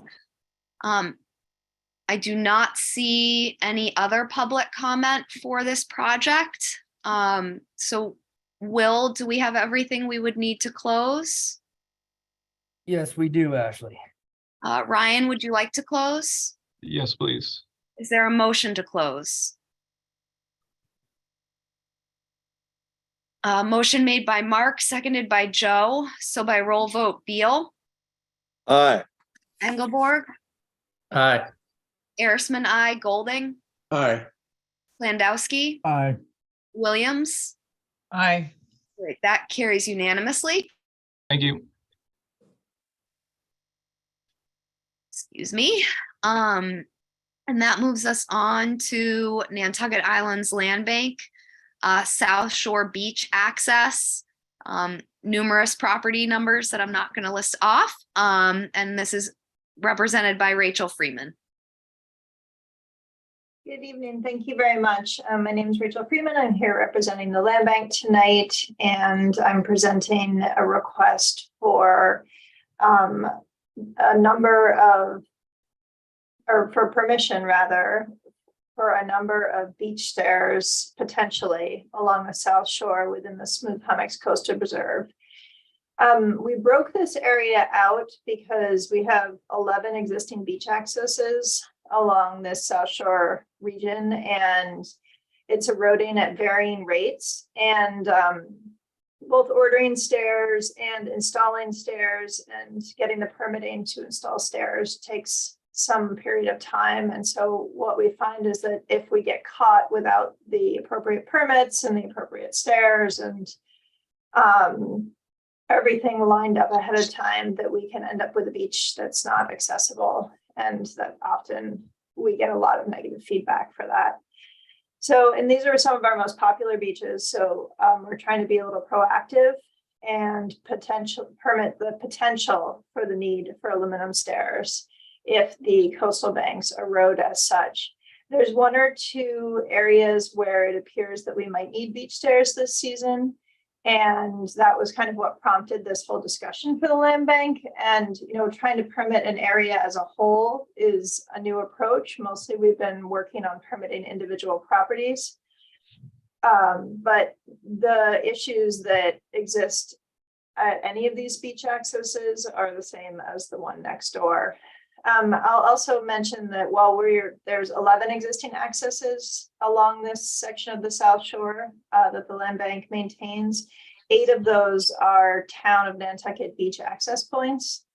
And so there's additional pressure to keep those open during the summertime. Some of the different resource areas that are along the South Shore that are, oh, thanks, Will. Our land under ocean, coastal beach and or coastal bank. It's varying along the length of the shore as to whether or not we're dealing with a beach or a bank, and land subject to coastal storm flowage. And really what we're seeing along these South Shore stretches is that the coastal banks are subject to such intense wind and wave energy, and they're just constantly changing. And we're thinking that being proactive might be the way to go, and being prepared for unexpected events. And so, although in 2023, you know, we're thinking that we may only end up with one set of stairs, that we would like to inquire and request permission for up to 11 sets, depending on the conditions along the South Shore. And to the best of our knowledge, no waivers are required for this, as the stairs are water dependent. And I would be happy to answer any questions the commission might have. Thank you, Rachel. Are there any questions or comments from commissioners? I know, Rachel, I have a comment and then a question. First, again, thank you, and thanks to the land bank for making sure these beaches are accessible to the public, and recognizing that they do change quickly. I know I brought this up at one of the Surfside beaches, but I love these kind of Cisco beaches as well. And I don't think any of them have any ability to lock a bicycle, because I know I've tried to go meet friends there in the past. And I like to alleviate the parking issues in these places, and then there's nowhere to safely lock a bike. Mm-hmm. So I don't know if maybe at some of them, some sort of bike parking could be considered. Sure. We definitely just recently discussed that on Aurora Way, and I'd be happy to, we talked about that in-house, and I'd be happy to make that suggestion for looking for available locations for bike racks. It's a good point. And thank you. I know Nantucket Land Trust has a really great example at their beach parking area, where they kind of like split railed an area off that you could like wheel your bike into, but someone couldn't like park you out. Mm-hmm. So I know that was an example that I really liked, and I appreciate you bringing that to the Land Bank Commission for discussion. Definitely. Where is that, the Nantucket Land Trust property that has the bike rack you like? It's like right to the, I guess, north of Long Pond. Do you have that? Madam Chair, if I may. Yeah. I mean, Rachel, I'm happy to send you a pin, but it's at where Starbuck Road starts to turn around. So at the bend of the U at Starbuck Road there, it's beach access number 2, I want to say. And it's the property that is kind of like adjacent between the beach and White Goose Cove. I'll send you the pin. Okay, thank you so much. Thank you. I don't know if I've ever been out there.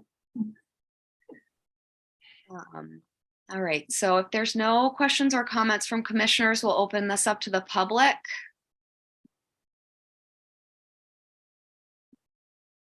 I am not seeing any public comment. And I'm not remembering, Rachel, do we need to wait for heritage on these, or are we all clear? I have not seen a heritage letter yet. Will, have you received anything? I have also not. Apparently, they're moving slow this week. Yes.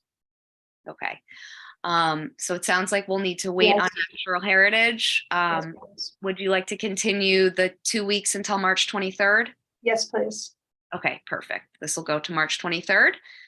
And that moves us on to Nantucket Islands Land Bank at 261 Hummock Pond Road, also represented by Rachel Freeman.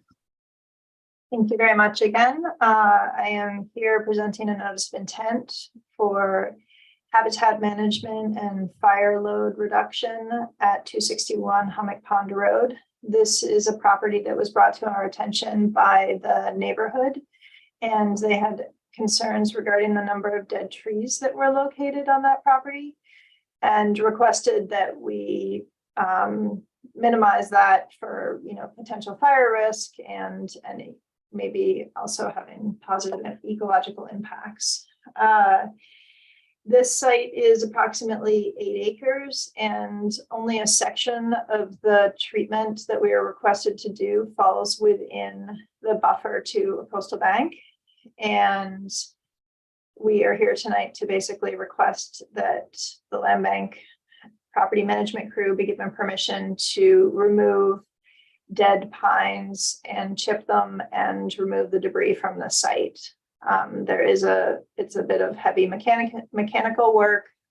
We have done it down the way over by Heller Way, and it's something that our crew does pretty frequently.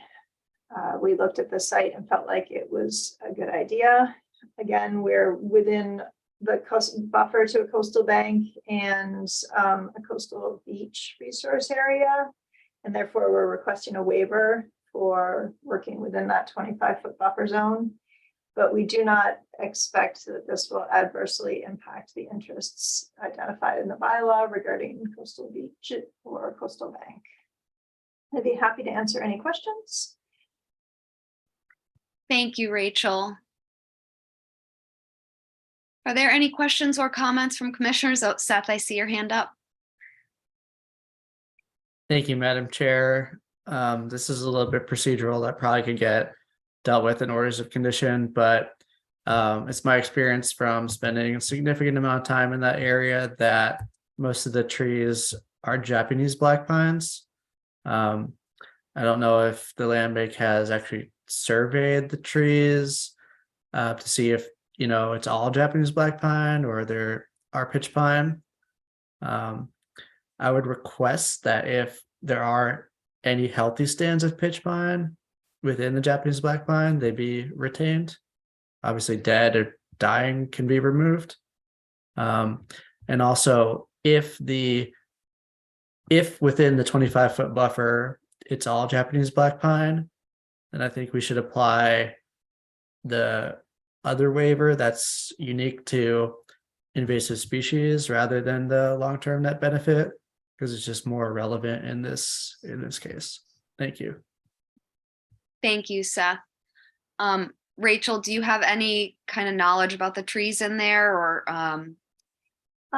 We do have a wide variety of black pines out there. I do not know. I have not surveyed the entire area. At this time, we are actually only proposing to remove the dead trees from this site.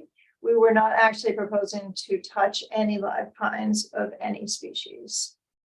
Yeah. Thank you, Rachel. Any other questions or comments from commissioners? If not, we'll open this up for public comment.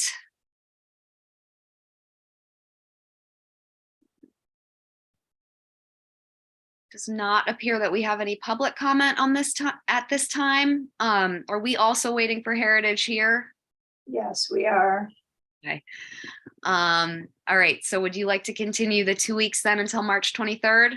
Yes, please. right. Thank you very much. Thank you, Rachel. So we'll see you again on the 23rd. Thank you.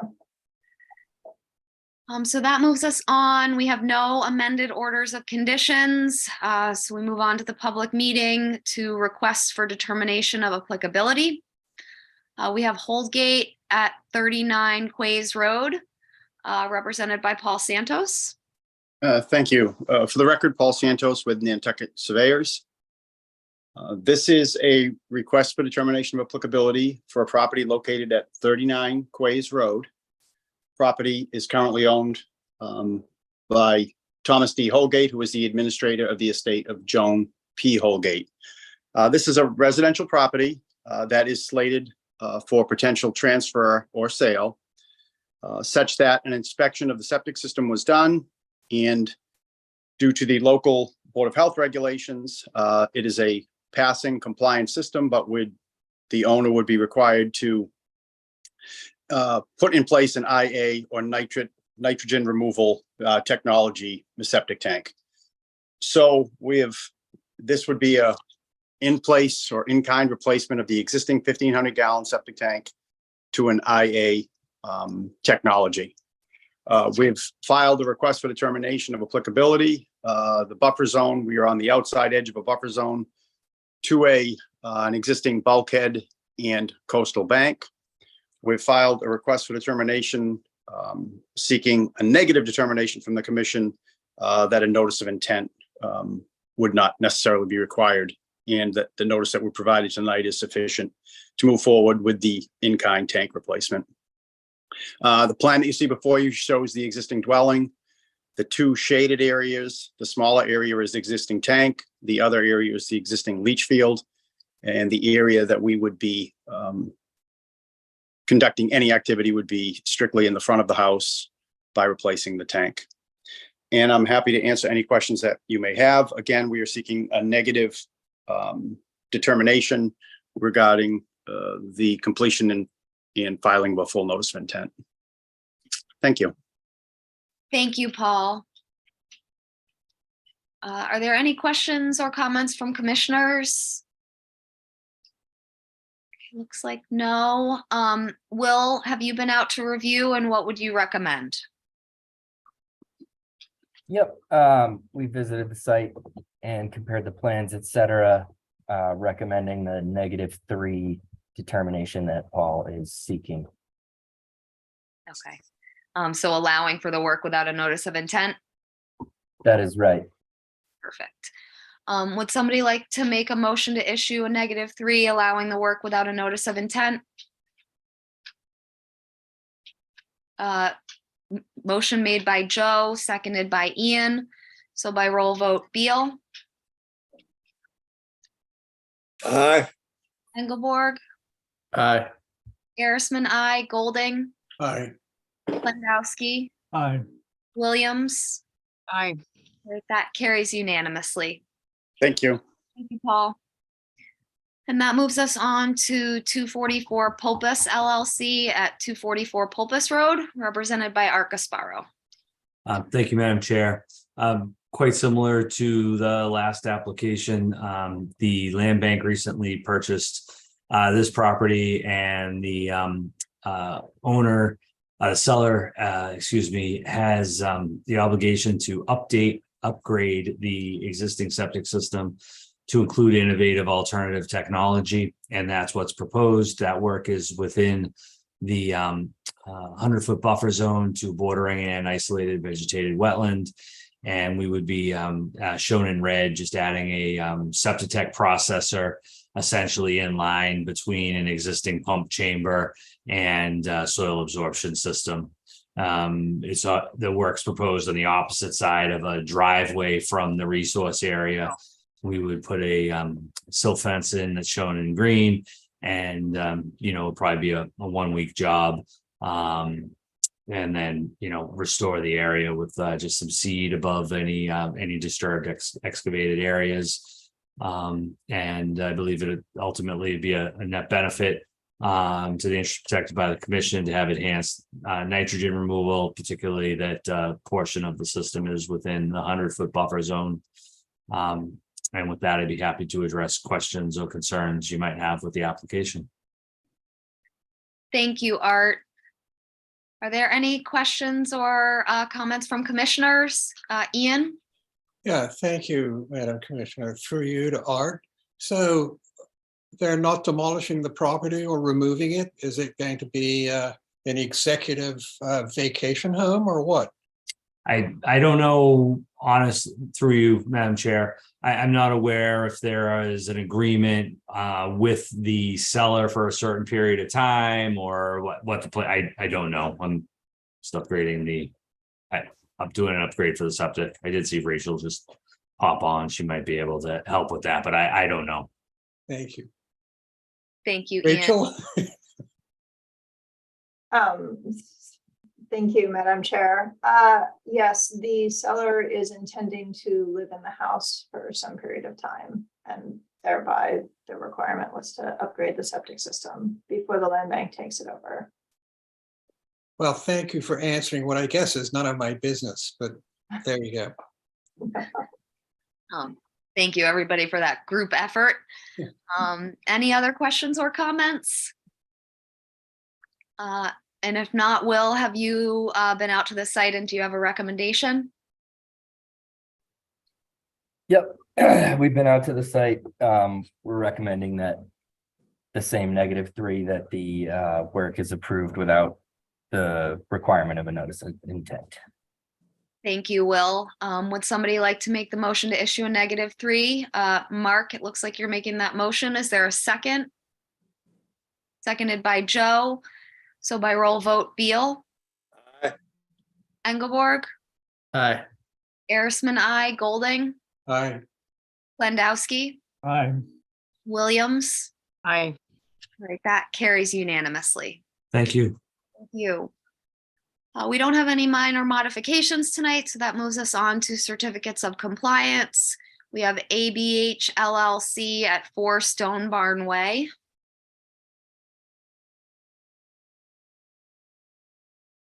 One second, I'll throw the plan up on the screen, but this is an order of conditions that was issued on August 7th, 2020.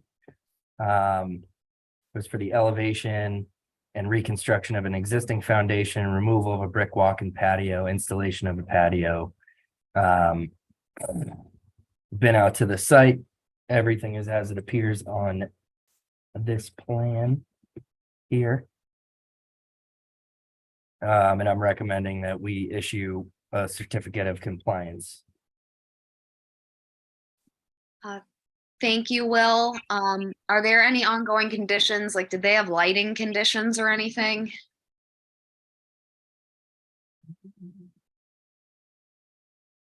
Let me double check. I could see the lighting conditions being applicable here. If we were smart enough to write them in the first If we time were there the around. first time. It was before my time, obviously.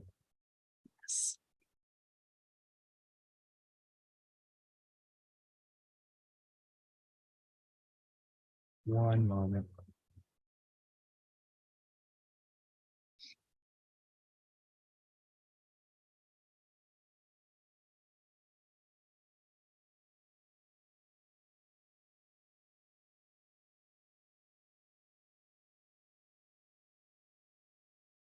We do have there's actually 2 that I think are pertinent here. We have a continuing no permanent irrigation is permitted by this order. I'm assuming there was a reason for that in the first place. And then the exterior lighting as well. So that's going to be 20 and 21 continuing. Okay, so that was 20 for no permanent irrigation and 21 for the lighting? Yes. Okay. Are there any questions or comments from commissioners? And if not, would somebody like to make a motion to issue the cert with ongoing conditions 20 and 21? So move, Madam Chair. Seth got you with his hand, but I'll give you the second, Linda. Cool. So by roll vote, Beal, Aye. Engelborg, Aye. Arisman, I, Golding, Aye. Landowski, Aye. Williams. Aye. That carries unanimously. And that moves us on to orders of conditions. I believe we'll only have 3 this evening, but I'm not doing my math as well this late in the day already, and Will issued out orders this afternoon. And So we will start with the Ripley Revocable Trust at 92 Washington Street. and I also have that as 3, if that gives you any more confidence on your tally. Okay. Yeah, I need that today, so perfect. Seth, Thank you, Madam Chair. I have some amendments here. Will, yes, I definitely want you to go. I want to make sure Will is ready for those. Oh, sorry. Born ready. Perfect. So I can see Will moving the mouse around. So Seth, go ahead. Well, he updated live past what he sent us out. So my comments were dealt with in number 20 and number 22. Perfect. Thank you, Seth, and thank you, Will, for doing it on the fly for us. Doing it live. Any other amendments, questions, comments? I don't see any. So would somebody like to make a motion to issue? I don't know if we should say as amended because it's different than when we were sent out. I would do it as amended.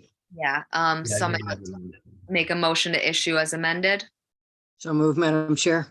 Motion made by Linda. Is there a second? Second. Seconded by Seth. So by roll vote, Beal, Aye. Engelborg, Aye. Garrisman, I, Golding, Aye. Landowski, Aye. Williams. Aye. Right, that carries unanimously. And that should move us on to, it was Eloise something, Eloise Nominee Trust at 1 and 5 Sandy Drive.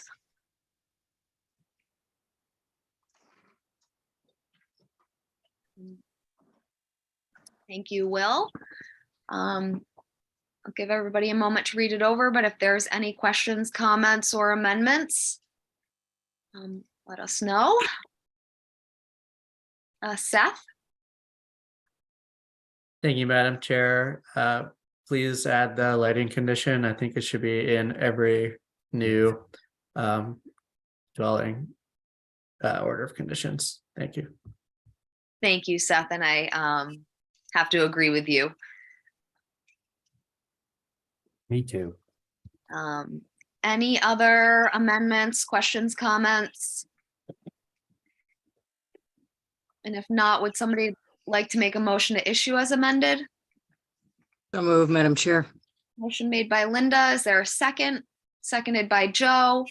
So by roll vote, Beal, Aye. Engelborg, Aye. Garrisman, I, Golding, Aye. Landowski, Aye. Williams. Aye. Right, that carries unanimously. And that should bring us to Coburn at 5 North Beach Street.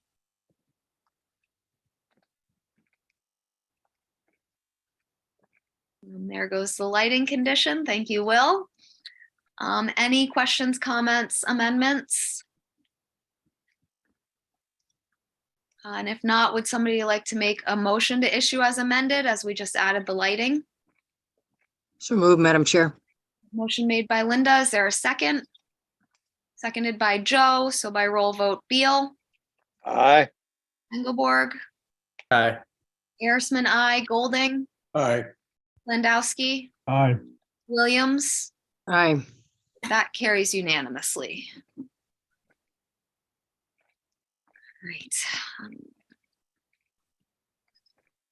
Okay, so that moves us on to extension of order. We have Vineyard Wind 1 LLC, offshore linear project, SC 483164. And I'm not sure, I'm worried I'm going to pronounce this name wrong. Vaccaro is our representative. Oh, you're muted. I know there are people here that want to speak on this. Not bad at all, Madam Chairman. Yes, this is Jack Vaccaro from Epsilon Associates. I'm here to represent Vineyard Wind, and there are other members of the Vineyard Wind team available as well, if necessary. Do you want to describe just what you're asking for and how far you are in on the project? Sure, I'd be happy to. So this project was reviewed by the Nantucket Conservation Commission back in 2019. We received an order of conditions from you in late March of that year. With the COVID tolling, with the additional year, 15 months and 5 days that was granted to all permits that were issued during the pandemic, we find that the permit is set to expire on June 26th of this year. Now, the cable laying operations will begin in Nantucket waters sometime in the early second quarter. And it just would be helpful to the project if we could secure an extension so that if the work does need to go beyond the June 26th date, we know we would still be covered for our work in Nantucket municipal waters. So that's the extent of the request, Madam Chairman. Thank you very much. You're welcome. Are there any questions or comments from commissioners? Seth. Thank you, Madam Chair, and sorry for being a bit procedural here, but I'd just like for the public to know in our procedures what the basis for issuing a extension of permit is. So our regulations here say that commission shall not deny a request for an extension unless it finds one of these following things. A, no work has been begun on the project unless failure to begin work is due to an unavoidable delay in permitting. B, is new information not available at the time come to light. C, is incomplete work is causing damage to the interests of the bylaw. D, is work has been done in violation of the bylaw. And E, is the extension request is not timely. There needs to be a minimum of 30 days, and that's not applicable in this case. The extension request is timely here. Thank you. Thank you, Seth. Any other questions or comments from commissioners? Okay. I do know we have interested members of the public. I do think it's important to fall under the criteria that Seth just mentioned. So if you have issues kind of outside of that scope, now probably isn't the appropriate time. But I see Val, your hand up. Val Oliver. May I go? Yes, go ahead. Oh, okay, thank you. Under that criteria, I'm thinking there is information that was not available when you guys first reviewed this, and that is the extent of how many projects there are going to be side by side successively. This was looked at as an individual project. And I just wanted to point out a few things. That collectively there'll be thousands of turbines together when the projects are built out. This will include 30 years of ongoing constant construction being permitted in succession one after another. When Vineyard Wind was first permitted and reviewed, it was a single entity, and I surmise it wasn't believed that it would have that much adverse effects because as a single project it could be mitigated, and that's understandable. This is the first project of its kind in our country. Fast forward, we can no longer look at it this way. Knowing there are more coming, collectively, the grid will be side by side, larger than the state of Rhode Island. How many cables will be plowed through Muskegon Channel? Only one can wonder, because the overall cable map has TBD as the answer. Under your original findings section of the permit, the conditions outlined in the first permit clearly spelled out your trepidations about the impact, which you were right to have due to a lack of real information that you were given when you were making the decision. You were promised best management practices would be adhered to, but what are those practices? This project, it's important, is the bellwether for this industry, against which all others will be permitted. To only have the adverse effects dealt with after the fact is not in the best interest for our ocean, our marine life, or our residents. I'm urging you to not extend this order until more information is given and studies are done about these impacts. These are our waters, not federal government's waters, and you have a right to say no. Your input's important and critical as stewards of the island. Thank you. Thank you, Val. Bruce Mandel, I see your hand up. Yes, Madam Chair, thank you. I had sent some information to the Concom today and asked that it be distributed. I'm not sure it was, but there are. We did receive emails today, yes. Thank you very much. So let me just put these on the record, if I may, briefly. This request for an extension is a good opportunity to amend the findings and additional conditions to address some events that have occurred after the initial permit overview was created back in 2019. And let me just review briefly some of those. One, the two undersea cables at Block Island have become unburied from the ocean bottom, and they're undergoing a complete re-engineering with horizontal directional drilled tunnels, now to be drilled 30 feet under the ocean bottom and then laterally several thousand yards in order for them to stay put. Now, this was initially recommended for the cable installation, but it was ignored by the developers. The cables were to be buried deeper using horizontal directional drilling techniques, but the developers opted to use shallow installation using jet plows. And I'm sure you know that's a device that's towed along the seafloor and uses high pressure water jets to dig trenches 3 to 5 to 8 feet deep that basically destroys the benthic areas used by the marine mammals for foraging, reproductivity, and it clogs gills. The ocean bottom in the Muskegon Channel is the same composition as the area at Block Island where the cables become unburied. It's largely loose gravel, mud, rocks. There are some ledges.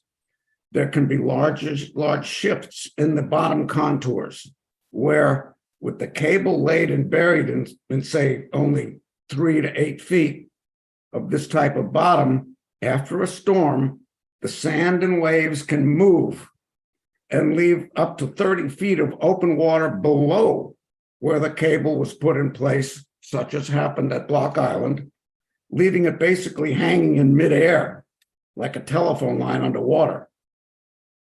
This can be a frequent occurrence, and I provided you with a detailed report on this, or with a link to it.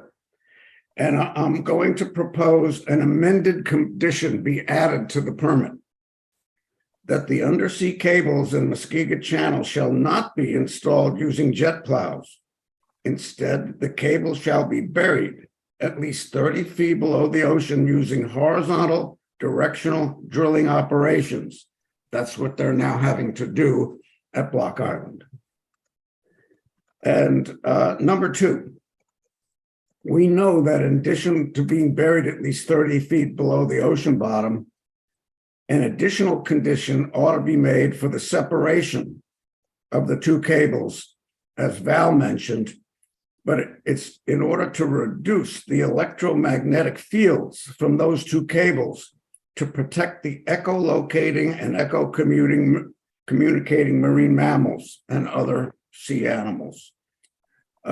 These same animals are now being disoriented by the current surveying operations, blasting and the like. This kind of disruption causes the animals to become disoriented due to their inability to use their echolocating skills and causing them to wander into shipping lanes while foraging. It results in ship strikes and other injuries, for example, from propellers. So I'm proposing another amended condition. And by the way, in no case am I saying not to renew the permit. I'm saying to consider adding a couple of additional conditions. The condition here is the approved condition would be upon using only low EMF emitting cables as the cabling transgoses over Muskegon Channel. These cables are readily available. With so many animals relying on this echolocation and navigational ability, such as the endangered North Atlantic right whale, these EMFs could be reduced by directional drilling. And these problems can persist, by the way, after the installation is complete, these EMF emitting problems. I provided you with a research study reference, and researchers say that some of these devices also emit a low frequency sound. And these low EMF emitting cables would reduce that. And the researchers in the study I sent to you warn that these sounds can also be pervasive, and they could ultimately obscure other marine life and their need to be able to pick up on these sounds to survive. 3, and Val mentioned this already, that the undersea cables proposed amendment condition, that the undersea cables should be properly spaced and buried at least 30 feet below the ocean bottom using horizontal directional drilling operations. This would allow more room for the subsequent cabling from the additional 5 or 6 leasehold developments that we know about that are planning to run through Muskegon Channel. And the 4th item I think is important for you to consider also. And my proposed amendment condition would be that easements for the use of this area should be properly recorded in the Nantucket registry with payments made. Now, this would be in keeping with those made in 2021 to Northampton, New York. Those payments made for the installation of undersea cables are detailed in an easement agreement where the town of East Hampton reaped almost $29 million payment from the developers of the South Fork Wind Farm in exchange for allowing the undersea cables to be buried in areas under the town's jurisdiction, just like we have here. It included 2 initial milestone payments of $500,000 each. The first non-refundable payment was made within 90 days of the agreement taking in effect, and in this case, it would be within 90 days of the permit being renewed. And the second payment of $500,000 made within 90 days of the start of construction. Then, within 6 months of the start of operations, the developers agreed to make 25 annual payments starting at $875,000 and increasing by 2% annually. I think we're getting a little bit too into detail without commission discussion. Is this your final point? Okay, my final point is this, that I provided you with a reference for this. These 4 proposed additional conditions would protect the Muskegon Channel and the underwater environment and the marine animals that use the Mosquito Channel. And I thank you for your consideration. Thank you, Bruce. Seth, I see your hand up. And Joe, I saw your hand up as well. And if commenters are finished commenting, can you unraise your virtual hand just so I know who to go back to and who has an active question? Oh, I'm sorry, Madam Chair. Let me do that. And Not your fault. these reports that I gave you, by the way, are scientifically based. They're not done by lobbyists or scientists hired by the turbine companies. Thank you. Thank you. Seth, go ahead. Thank you, Madam Chair. So under extension of orders, it's really not a vehicle for amendments to permits. Extensions of orders is a binary process to either extend the time on the order as it's drafted or to not extend it, and essentially the permit will expire.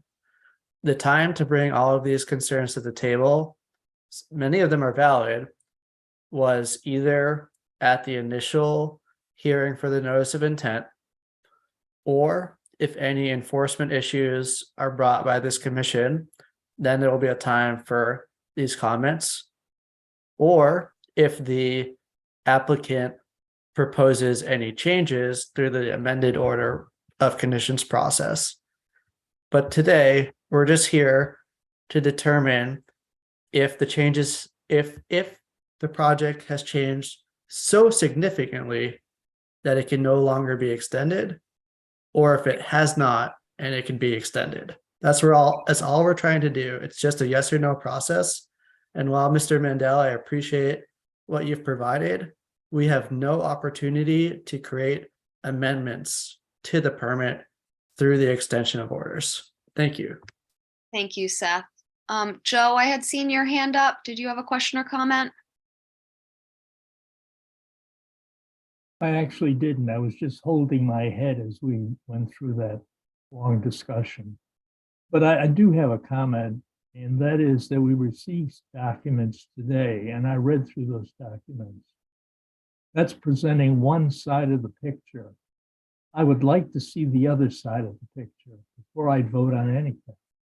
Thank you. Thank you, Joe. I think, the other side would be the original permit. And I know as someone who sat on that, I, did have concerns about additional cables, speaking to some of those questions. And I believe that was put in our findings that, multiple cables could have kind of maybe a collective impact. So, I wouldn't assume that we'll have all the cabling through Muskeget Channel in Nantucket's waters, as future permits have not been issued, and we're just here to look at Vineyard Wind's permitting. But I do, hear everybody's concerns. Tobias Glidden, I see your hand up.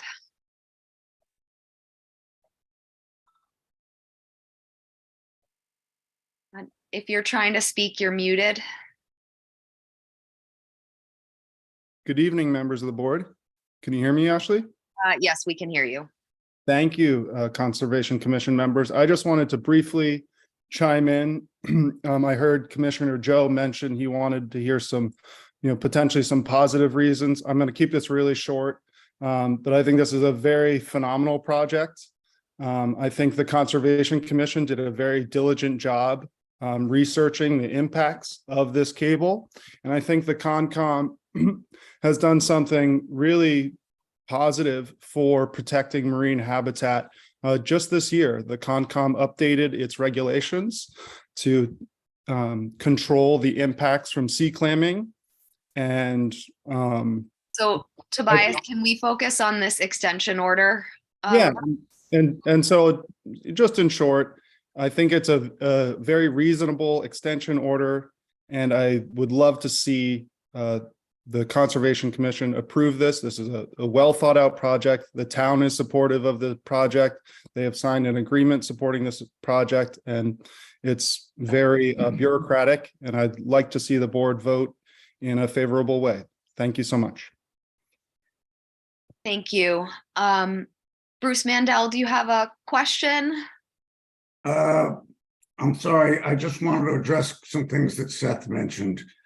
First of all, these conditions I mentioned were not known when you initially reviewed and established the conditions for the permit.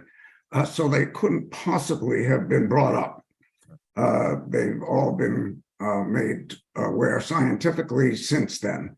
And the other point is, as I understand what Seth mentioned here, that one of the conditions here for not renewing might be that no work has begun under this permit. And that is the case here. No work has begun. So it seems appropriate that this permit, in essence, not be renewed, and then perhaps they should reapply for it, where you would have the opportunity to address some of the conditions that I suggested. Thank you. Thank you. Seth, go ahead. Yes, Madam Chair, if I may respond to that specific point, I'm going to read the actual language, and I'm going to ask the representative if based on the language, they have a comment. So the language is: no work has begun on the project unless the failure to begin work is due to an unavoidable delay in obtaining other necessary state or municipal approvals, permits, variances, such as in the event other approvals, permits, or variances are appealed. So to the applicant, are you still in the process of receiving permitting for this project, and have those created unavoidable delays in the beginning of work? Thank you. Mr. Vaccaro, do you want to speak to that? Yes, I'd be happy to. So I understand the question that's been raised by Commissioner Engelborg. I think we do have all the permits to complete the work. The work has actually started. There's miles and miles of submarine cable that are already installed. None of it's installed yet in Nantucket. However, there was some work that was started in Nantucket waters in February, some of the pre-installation work that's required before the cable ship can move into the area. So that work has already taken place. So we feel that the work in Nantucket municipal waters has already begun. Thank you. You're welcome. Veronica, I see your hand up. I don't see a last name. So can you please state your last name and any relationship you might have to the project? Hi, yes, my name is Veronica Bonet, and I am part of the group Nantucket Residents Against Turbines. I just had a couple comments very quickly. And Ashley, you mentioned that this was the only cable, but I attended a Concom meeting sometime in the last year where you guys approved the Mayflower Wind cables. So there already are, I believe, 5 cables approved to go through the channel, and more are coming. And most of the plans from the future developments are to go through Muskega Channel. This developer has 3 projects that will be in a line. It's Mayflower or Vineyard Wind, and then Commonwealth Wind, and I forget the next one. Maybe it's Revolution Wind, but there's a 3rd one. So this very developer has plans to bring additional cables through this channel, and they're not willing to consolidate those cables, and it's unclear why, because the technology exists. So that's something that perhaps Nantucket should be requiring. The other thing I just wanted to say, we are setting precedent here as an island. And as much as everybody thinks this renewable energy is important, and it is, the impacts on Nantucket have not been fully disclosed. The next project, Mayflower Wind, has issued their draft environmental impact statement.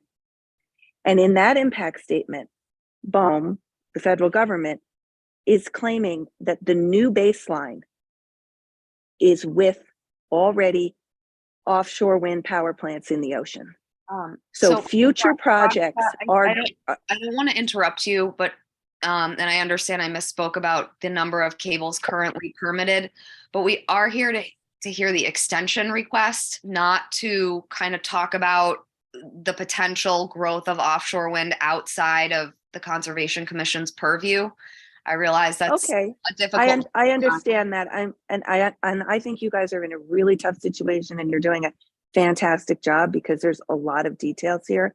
I just wanted to make the point that this is precedent setting and the rulings here will be, once you allow this, it's going to be very hard to disallow future cables. That's all. Thank you very much for your time. Thank you. Linda, your hand's been up for a little while. Just through you, Madam Chair, is this the one that we're, because I wasn't on when you guys did the original permit. And is this the particular project that's in litigation up in Boston at the moment? That's a good question for the project applicant. I think Val's group is the one that that brought the lawsuit. Maybe they can answer that. I see Mr. Vaccaro unmuted. Yeah, I would, if you'd like us, if you'd like the Vineyard Wind team to respond to that, I'd refer to Aaron Lang of Foley Hoag to address this question. I don't know that I see that person. Oh, Aaron, I see you. I'm Sorry. on. Yes. Sorry. So just to be clear, the question is this in litigation? So, yeah. You're right. A case has been filed. Unfortunately, because the case is ongoing, we can't really comment on it at the moment. What I'll say though is that the case relates to a federal permit and is a pending case. Nothing has been resolved. It's not related at all to the Nantucket order of conditions. And Liz, if you have anything to add, I'd give it to you. Thank you. So there's no, through you, Madam Chair, there's no, the tolling stops because this particular one was not litigated. It's the federal permit that's litigated.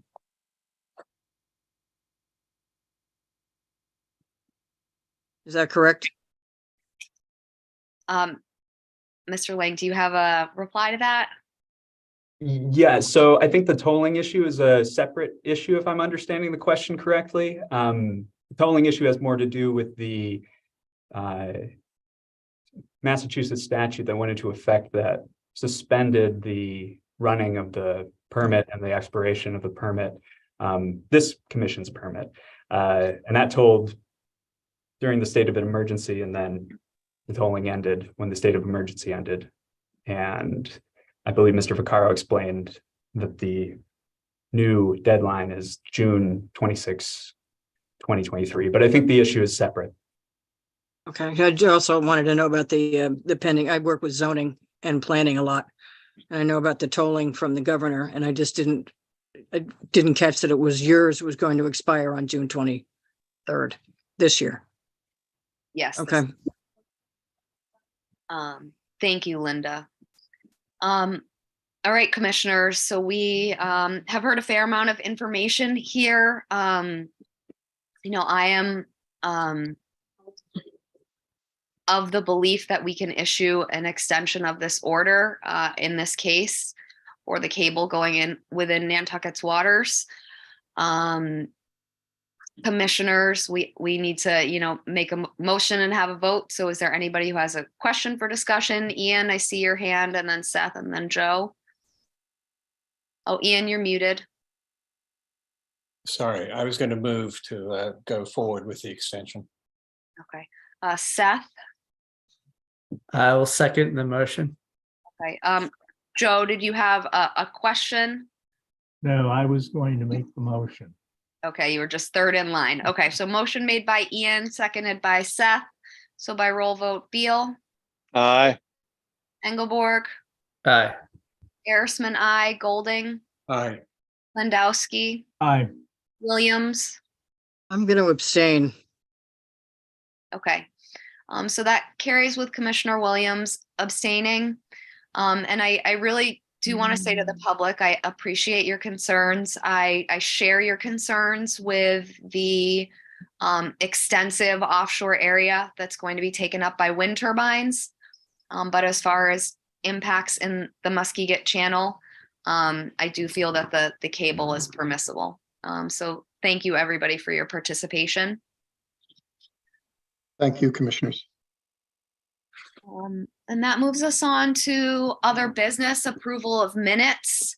I unfortunately only saw the February 2nd minutes and didn't see the February 9th until this afternoon, so I didn't read those, but I'm sure others may have. So let's do the February 2nd minutes. Any questions, comments, concerns? And if not, would somebody like to make a motion to accept the minutes as drafted?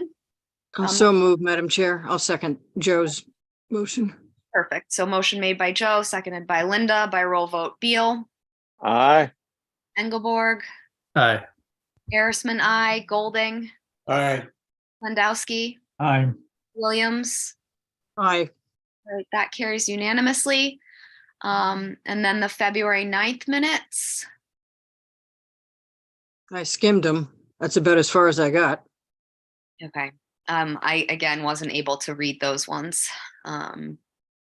Admittedly. Other commissioners, were you able to look at the February 9th minutes? Yeah, I was, and I feel comfortable moving to approve, but if you'd prefer to hold them to the next meeting, then I'll withdraw the motion. No, I mean, I would trust the majority and I'll abstain because I haven't thoroughly read them, but if there's enough. So move then. All right, I'll motion second made, that. seconded by Linda, so by roll vote, Beal, Aye. Engelborg, Aye. Arisman abstain, Golding, Aye. Landowski, Will. Aye. Williams. Aye. Right, so that carries with myself abstaining. And yes, thank you, Will, for working through the challenges of writing up our minutes. I'm sure especially initially, it's tough. I can't take all the credit. Lisa also did a lot. Thank you to Lisa as well. All right, that moves us on to enforcement actions, potential enforcement actions.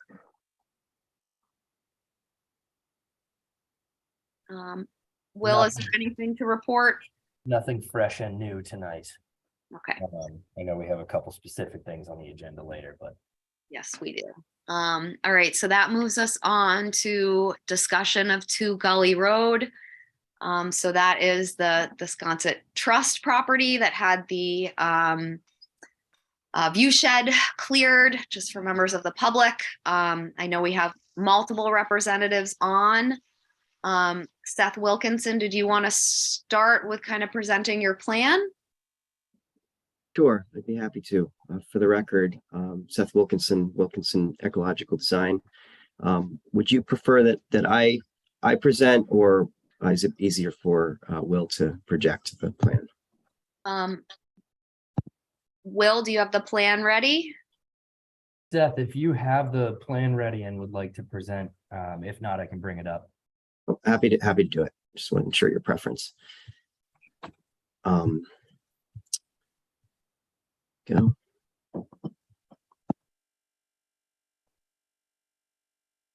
Okay. So this is the restoration plan which we submitted to address the cutting that occurred, as noted. The central area, which is the green hatching, is the approximate perimeter of where the cutting occurred. And restoration, plantings are proposed throughout this area, which I'll go into in a moment. The darker green polygons here are areas which are predominantly maritime shrubland community, which you would expect in a back dune area. However, they are becoming invaded with invasive exotic species. So we feel it's imperative to restore those perimeter areas because otherwise reinvasion of this area where the cutting occurred is highly likely. As you all know, invasive species tend to thrive with a disturbance such as this. And I think exacerbating that, we know that Japanese black pine is not only very competitive in these sort of high wind, high salt spray areas of thin droughty soils, which is characteristic of this area. They're also alleliopathic and shed a lot of pine needles, which tend to increase soil acidity and sort of serve as a mulch on the underneath the trees. That's very likely what has been suppressing the invasive species growth within the green hatched area. So now that most of those trees have been removed, we would expect the invasive species to readily move into this area if they were left unchecked around the perimeter of the cutting area. So we feel like that's the only responsible way to address that. These maritime shrubland areas are typically dominated by beach plum and bayberry. They're in yellow. We've shown some approximate patches of rugosa rose, which is a non-native aggressive species. It also is harboring invasive species within the rose stalks. I should also note that this small sort of postage stamp lot along the southern boundary is Nantucket Land Bank land. And that is predominantly rugosa rose, a little bit of that invaded maritime shrubland, and a few trees were cut in that area as well. The proponents are proposing to fully restore both of these parcels, as shown on the plan. The last area shown in brown is mature Japanese black pine stand, which was not cut. We ultimately are recommending removal of those trees so they don't reinvade the area where the restoration is proposed to occur, but only after multiple seasons of growth, when the restoration plantings are well established and thriving. At that point, we would be recommending removal of those Japanese black pine so they don't provide an ongoing seed source and recolonization of this area. We're looking for long-term success and ultimately a positive impact on the wildlife habitat of this area. So to get specific about the plantings, we did provide a typical planting area, which would be clustered around these hatched areas within the green hatching, which are areas where there's what I'm calling a pine scrub, where the pines were lowered to a few feet, 3 to 6 feet. Those can be very effective wind screens for establishing new plants. They can help to intercept some of the salt spray, lessen the wind, creating turbulence from the wind currents, and that can help to create sort of a nursery area for the smaller, younger plants, which we're proposing. Using this as an example, this particular patch of pine scrub, we would use a dense planting program in which 28 native trees comprised of black cherry, pitch pine, eastern red cedar, and scrub oak would be proposed in amongst 40 native shrubs of predominantly bayberry and beach plum. There'd then be a little bit less density in the interstitial spaces throughout that area, but there would still be additional plantings. Overall, we're proposing to replant 151 native tree species to compensate for the 151 trees which were cut. Additionally, we would be proposing 74 beach plum, 36 black cherry, 50 pitch pine. I'm sorry, I've been moved into the trees inadvertently, but 220 bayberry and 74 beach plum are the shrubs. So 294, nearly 300 shrubs would be planted additionally. And then lastly, we would be planting bare root beach grass at the earliest opportunity following invasive plant management to help encourage that back dune plant community. And in other areas, we would be using seed in amongst the maritime shrubland, where that would be more appropriate. So that's an overview of the restoration plan. There's also a detailed land management plan, which speaks specifically to the restoration process, including the invasive plant management, includes a schedule of that over a 3-year period. And there's also some additional peer-reviewed journal articles, which we believe support the recommendation of the smaller size trees. Ultimately, we are looking to reestablish mature trees as rapidly as possible in these exposed sites with high salinity and high winds. We feel that's best done using smaller conservation grade size plantings that will not go through the transplant shock and stress of planting a larger tree.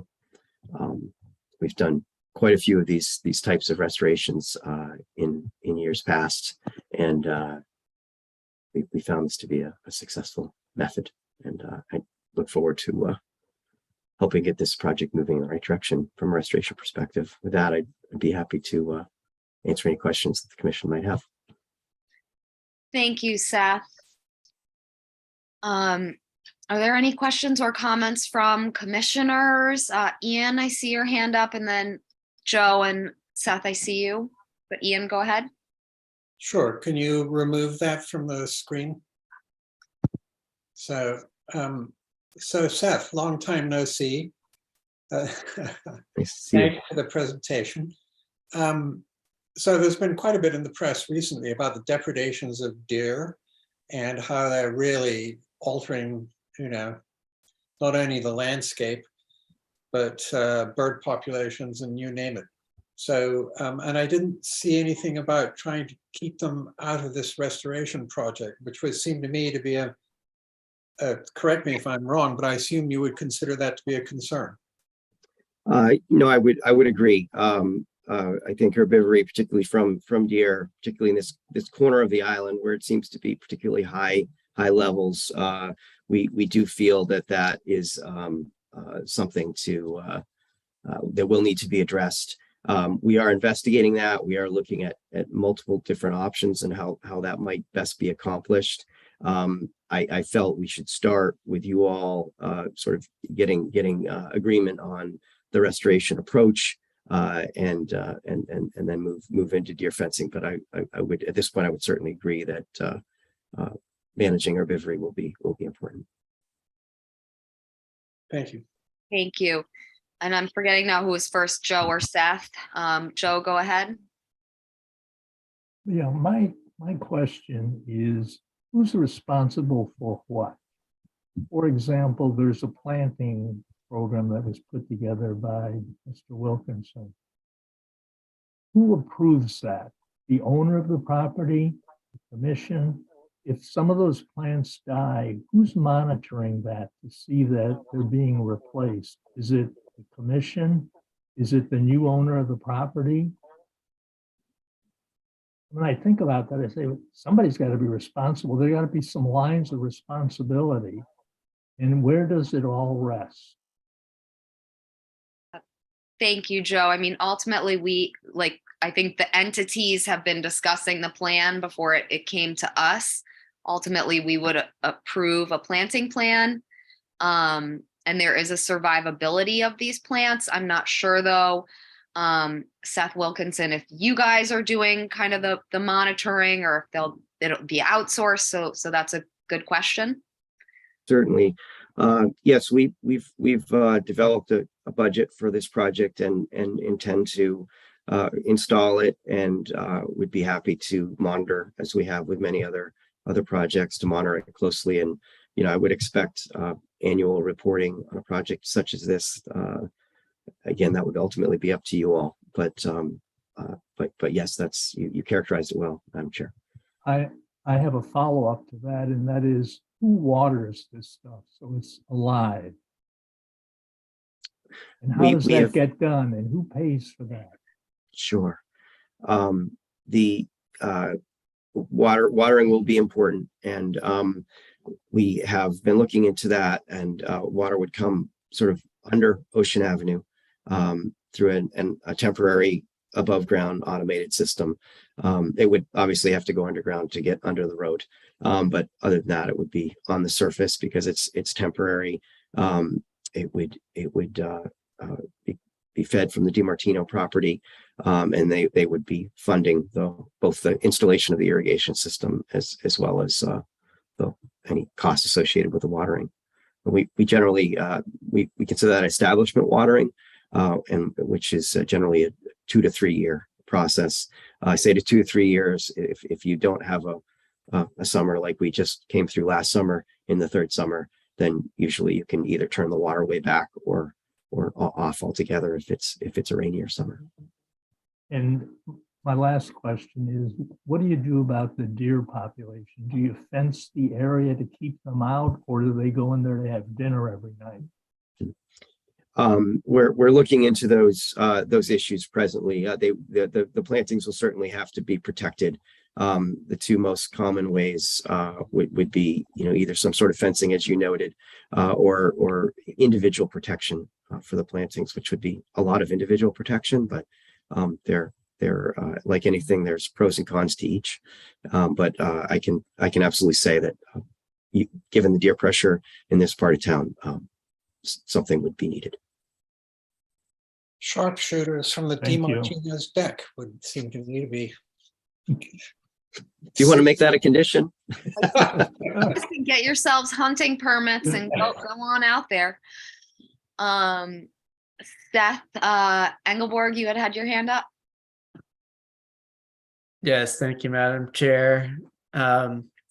So the process so far has been very unfortunate, with unpermitted work.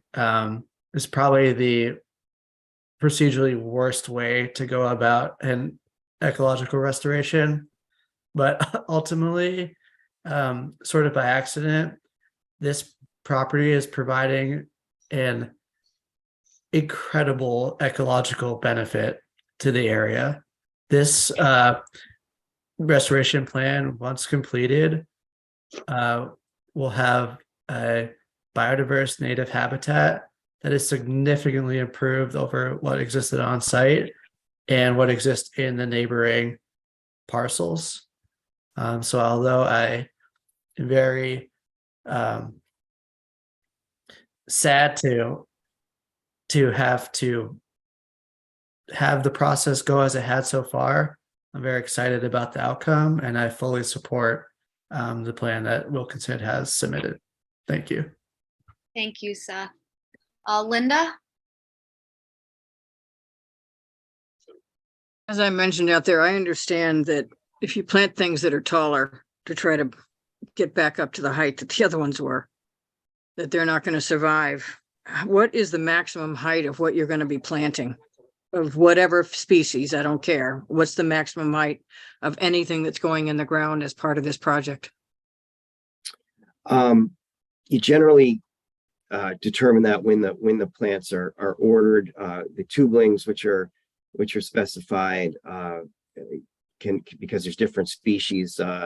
Like a scrub oak has a very considerable taproot, so therefore they're grown in very tall pots, generally speaking, and aren't terribly tall at the type of planting, because even in their tall pots they're limited. So they're going to be in the smaller range. I would probably estimate those at 12 to 18 inches. And then black cherry will be a taller species at the time of planting. That could be anywhere between 3 and 6 feet in height. But these are small saplings. They grow very quickly because their roots are very well matched to their above ground portion of the trees, and they resist desiccation both in the summer and the winter better because of that.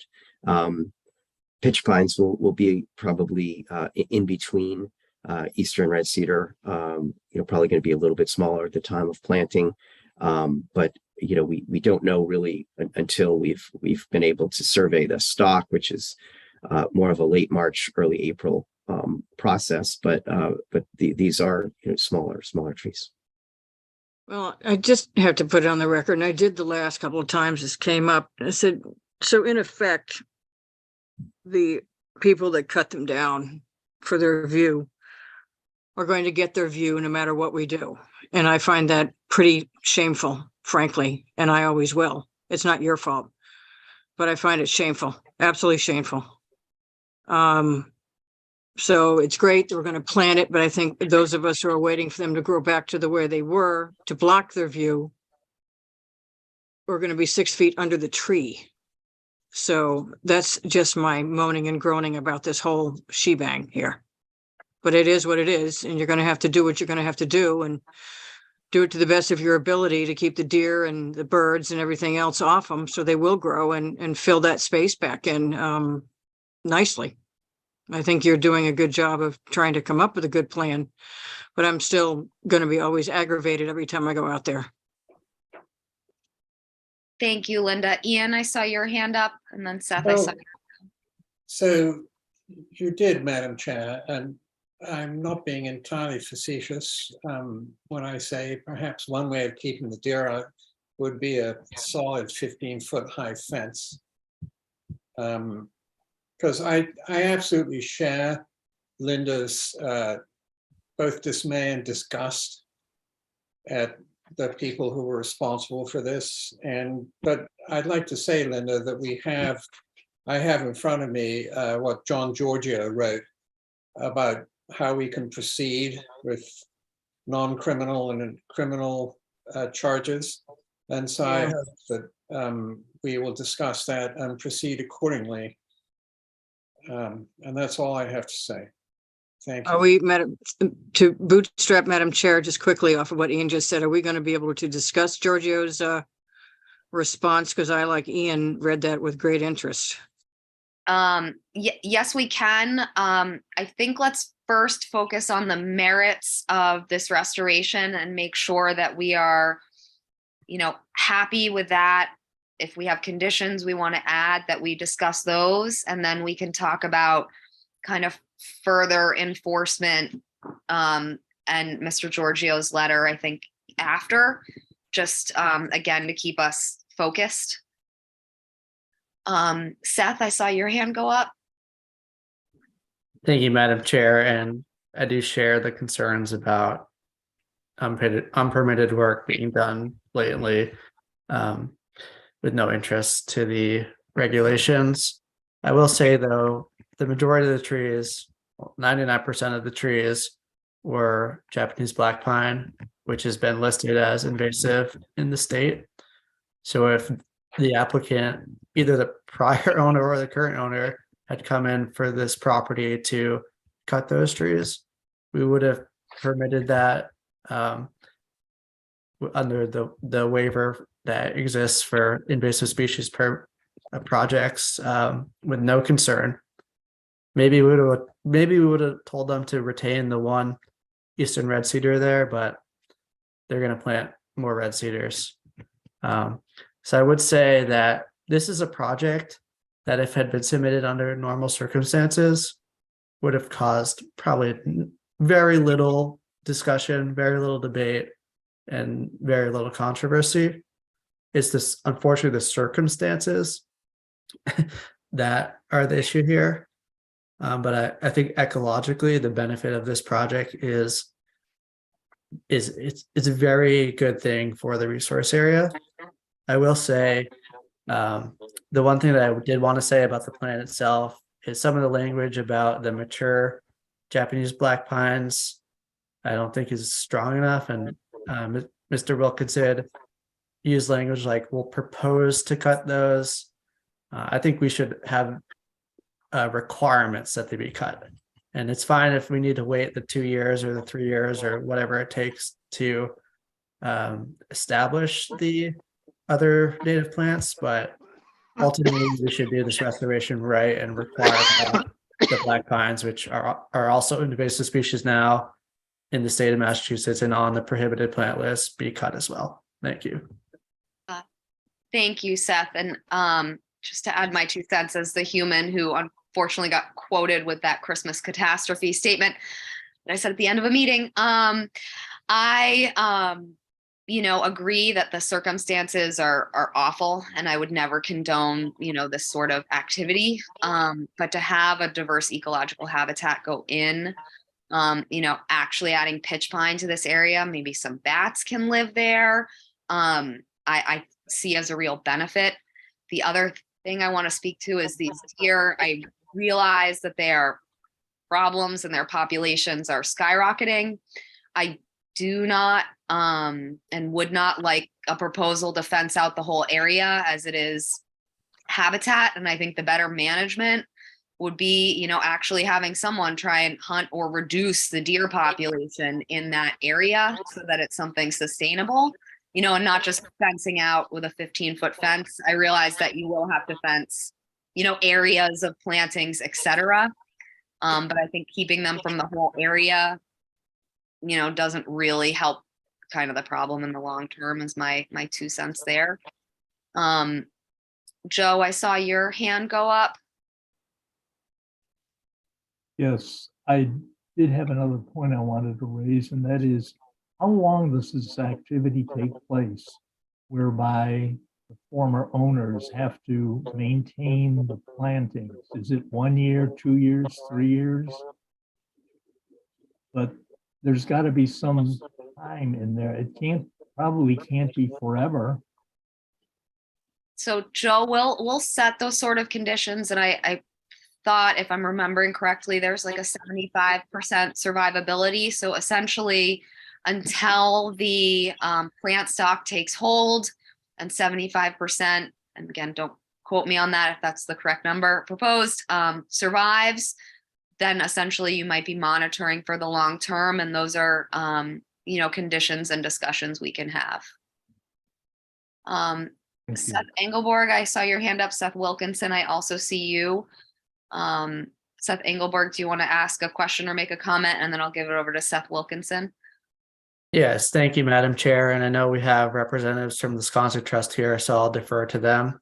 You know, I am a hunter personally. I would never advocate for not increasing huntable land on Nantucket, but I do know from my experience with the Sconset Trust that some of their other properties are close to hunting. Potentially all of their properties are close to hunting.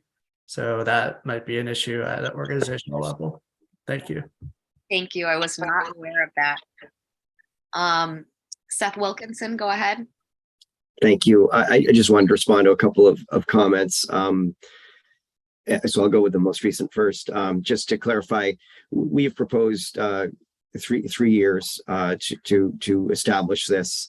I recognize it's ultimately, you know, your decision on the conditions, but we've been able to reestablish and create a stable plant community in a 3-year period at other similar projects. So that's what we propose, just so it's clear what's been submitted.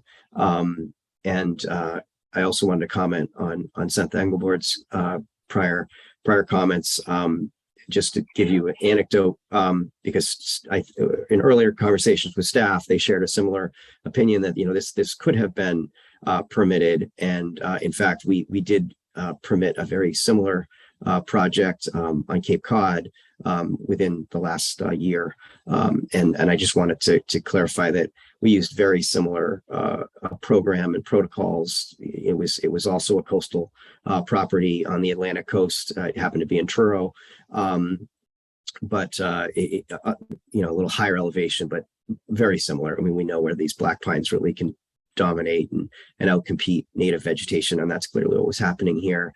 And that speaks to, you know, our approach, which before we even hired for a project like this, we essentially say, you know, all we will do here is develop a restoration plan, and we essentially need a hands-off approach. And I do need to note that the DiMartino family, who did hire us and would be funding this restoration project, have not asked for any changes to this plan. I made it clear from the beginning I wasn't going to accept any, but they have been true to their end of the bargain, which was, you know, if you're going to hire us, let us do a proper restoration project.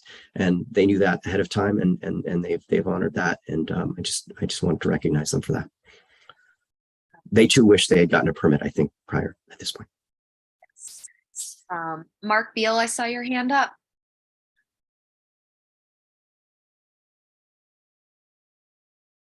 Yes, thank you. What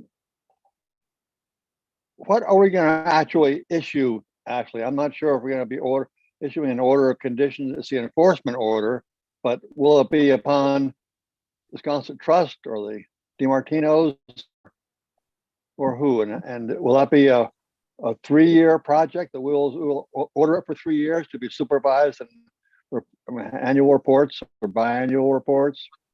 I'm unclear as to how we're going to proceed. And so there are numerous ways we could tackle an enforcement. We could have and still could require them to submit an official notice of intent, but we can also approve the planting proposal, schedule, etc., just through the already existing enforcement order. And we could, make a motion to do that tonight, as long as we've discussed and are happy with, the monitoring conditions set forth, etc. And again, we can make that motion here tonight.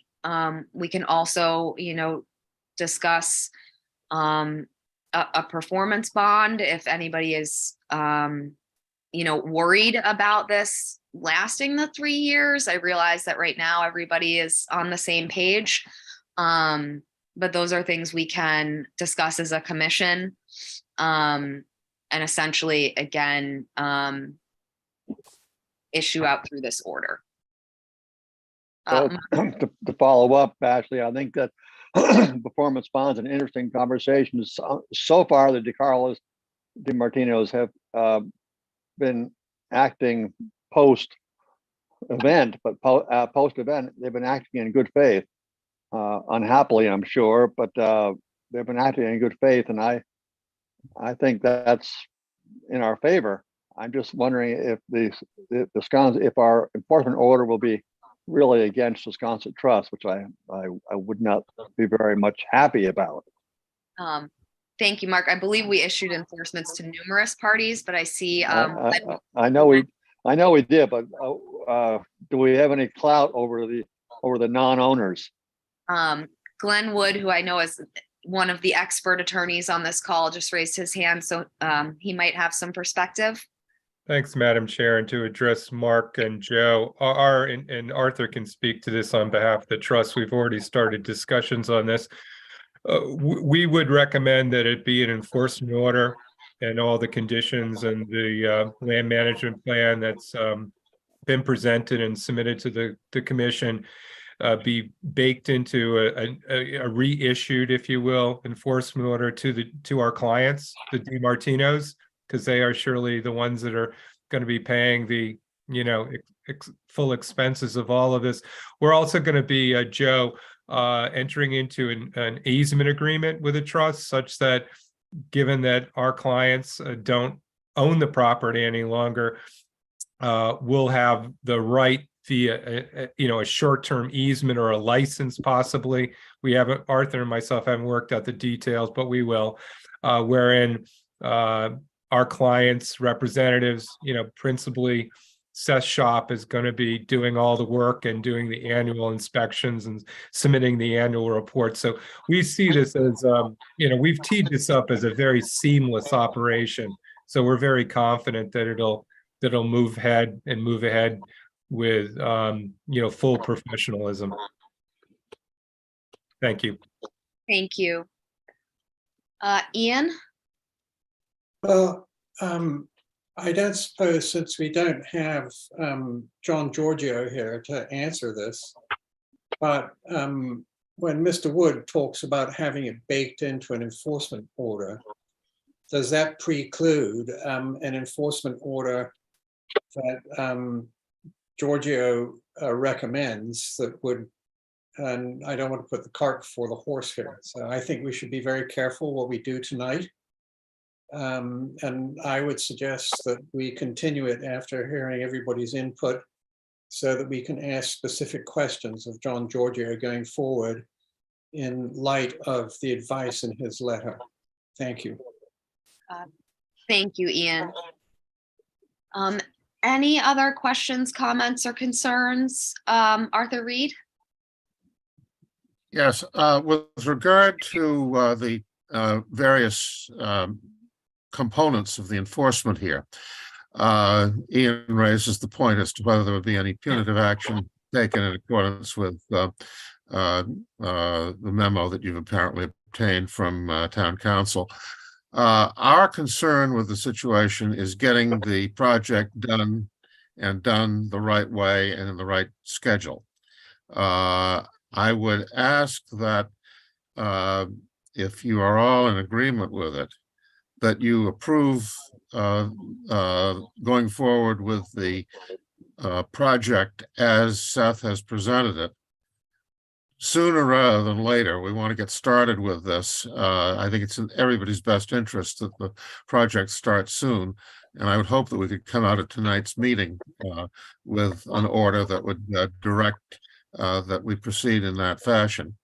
As far as any punitive action is concerned, which I know you're not thinking of in terms of the trust, I would ask that if you need more time to deal with that, that you deal with that as a separate issue and not prevent the project, the very positive work that Seth has proposed to. Sorry to interrupt. We're getting some feedback. Can everybody mute if you're not speaking?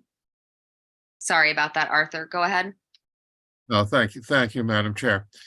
But in any event, we appreciate very much the fact that after obviously a very rocky start in this situation, that the DiMartino family has engaged what I would say is the right team to work on this, with Seth and his crew and with Glenn as their counsel. I'm confident that they will follow through with the project as they've said they would do. Again, I think that it's important that we allow the project to get started so that the restoration can take place, and then deal with the other issue as a separate matter. Thank you, Arthur. Seth Engelberg, I see your hand's been up. Thank you, Madam Chair. And I was going to say a very similar thing to Arthur Reed. You know, it's March 9th today. Spring is in 2 weeks. Nursery stock will be filling up soon to purchase and stockpile, and gets scheduling times for, installation. If that's going to happen this spring, this plan needs to be authorized tonight. So I strongly suggest we do that. I don't think any action we take tonight precludes us from taking any other action later in reference to Mr. Giorgio's comments, or any additional punitive action that we may decide to take against the DiMartinos. I see them as entirely separate issues, but I think for the ecological benefit of this property, we need to allow the team to start their process this spring. Thank you. Thank you, Seth. Linda, I see your hand up, and then Joe, I see you. I agree with Seth. Thank you, Linda. Joe? I support what Seth just said for proposal. Thank you, Joe. Ian? Yeah, so I just want to make this clear that and Arthur or Glenn, I'm not sure I could ask you, Glenn, since you represent the DiMartinos, but if we treat this as an NOI, then it separates it completely from an enforcement order. But I am worried that if it gets tied in any way to an enforcement order, then should it go down the road to a court, that they'll say you've already put it in the enforcement order and you have no other option. And so I feel very strongly, as I've made absolutely clear, that there should be a strong enough monetary penalty to the DiMartinos to really set an example for anybody else on the island who wishes to do this, And it goes back to I can go back to the 18th century when, a man who had stolen some bread complained that he thought it was a rather stiff sentence to be hung. And the judge said, I'm not hanging you for the bread. I'm hanging you so that others may not indulge in the same form of theft. Thank you. Thank you, Ian. Glenwood, I think I saw your hand up. Yeah, just quickly, Madam Chair. Thanks, Ian. I think that the reason why we were suggesting the EO route was because, in fact, 2 points. One, Jeff also at the last hearing when we were before you also recommended that route, because that's where what DEP is recommending to all Concoms. I have many, as you can imagine, messes in my world all along the coastline and elsewhere in the Commonwealth with wetlands enforcement cases. And DEP is definitely recommending that they be handled in the EO fashion. So I don't think, Ian, that handling this way doesn't allow the commission to look at other concerns. But secondly, I will say that our client, with moving ahead with this extremely expansive and thorough plan, the deterrence of what they're going to have to spend at this point is massive. And I'm sure that that price tag alone would defer anyone else from even possibly thinking of such an action in the future. But we can have that discussion at a later date. I fully concur with Seth's point in terms of stock and Arthur as well, that time is of the essence. Thank you. Thank you. Mark Beal, I had seen your hand up, and then Arthur Reed, I'll go to you. Yes, thank you. I want to try and alleviate some of Ian's concerns about penalties. I think their spirit of cooperation now, in light of two gentlemen, 2 hours with a chainsaw, and now it's going to be, I'm sure, multiple six figures, is penalty enough for them. To make an example of them, we're doing it. I think we're saying, don't do this, and if you make a mistake of doing it, you got to make it back right and then some. So I think we're doing the right thing. I think I support approving the plan tonight. But I think they're paying a very heavy price for what was trying to get a better view in 2 hours with a chainsaw. Thank you, Mark. Arthur Reed. Yes, thank you again. There are really 2 points that I would make as to why filing of a notice of intent is not the right way to go in connection with this. First of all, there would be a delay involved because we'd have to go through the normal filing requirements and get before the commission a few weeks from now. Then there's an appeal period from that and so on, and it delays, once again, I think very important business of getting Seth Wilkinson's crew out into the field doing the job. The second reason is that in connection with NOI, the owner of the property, the Sconset Trust, would necessarily be the applicant. And whereas in the enforcement order, you have the enforcement order as you have to against the Sconset Trust, even though we had nothing to do with the original cutting, because we are the property owner and we're responsible to be involved in resolving the problem.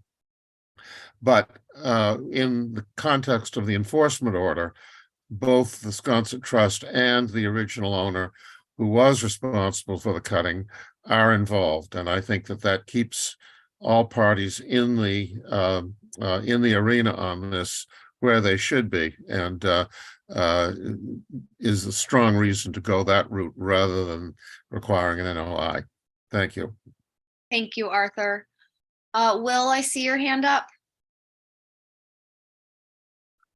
Hi, just real quick. I won't restate what Arthur just said, but I think on a staff level here, we agree with that determination of the EO versus NOI. And then I know a couple people, I think Mark had mentioned this earlier, and I think that this is maybe a way to ease some of the tensions about seeing this project completed. And I know there's some good lawyers on the call that can tell me if this is possible or not, but I'm pretty certain that we can require a performance bond through the EO to cover the project in some way, over the course of the 3-year period. if that's not something that's done on enforcement orders, maybe Glenn knows better than I do, but Jeff and I had some conversations about that, and we feel that that is possible.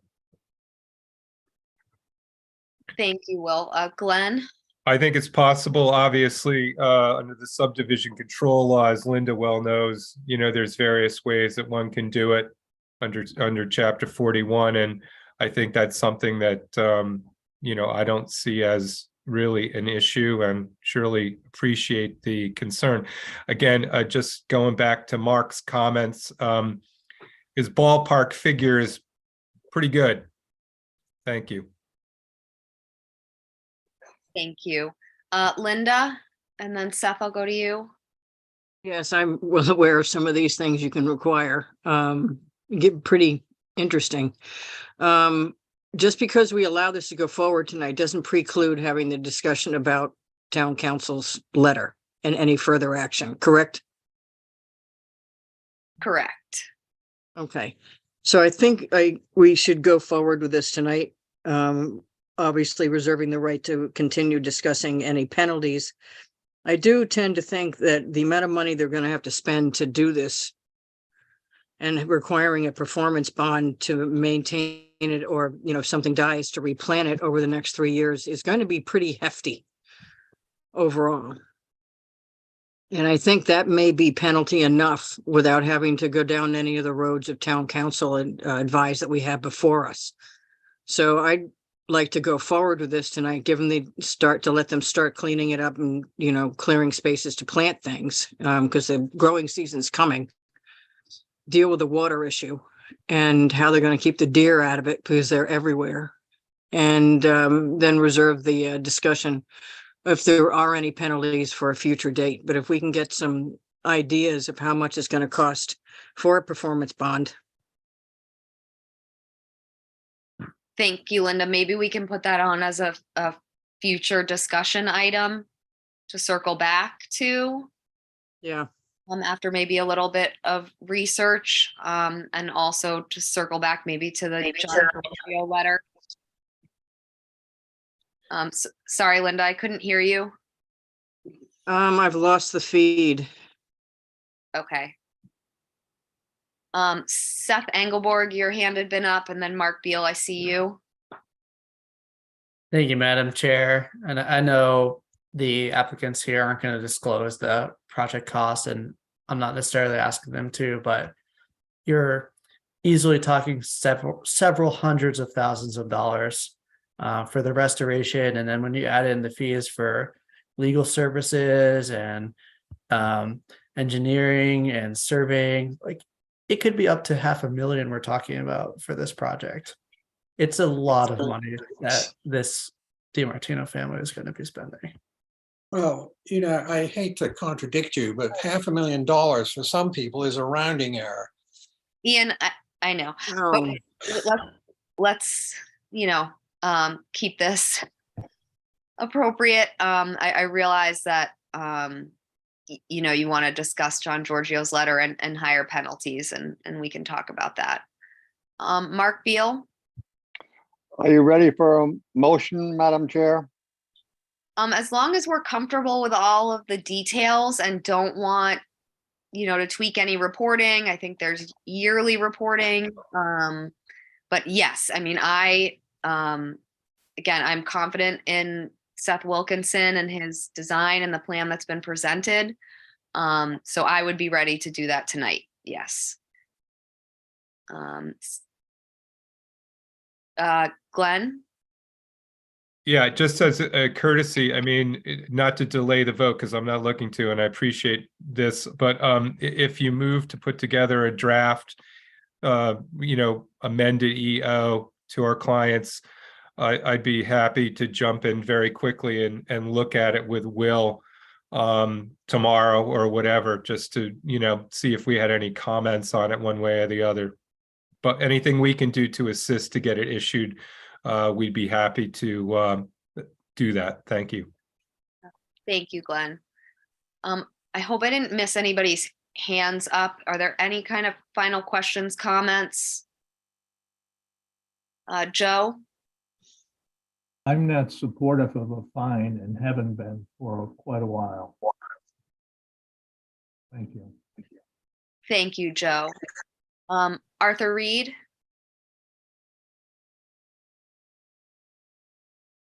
Oh, you remuted.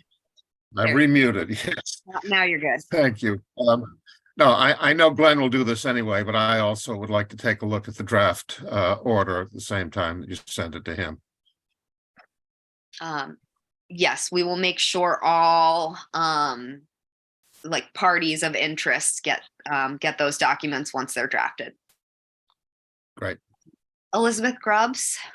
Just on behalf of the Sconset Trust, we have had an incredible team with the Conservation Commission and all of you, and we just want to issue our thanks. It's been a difficult time for us, and the way everyone on the island and off island has gotten together has been remarkable, and thank you all.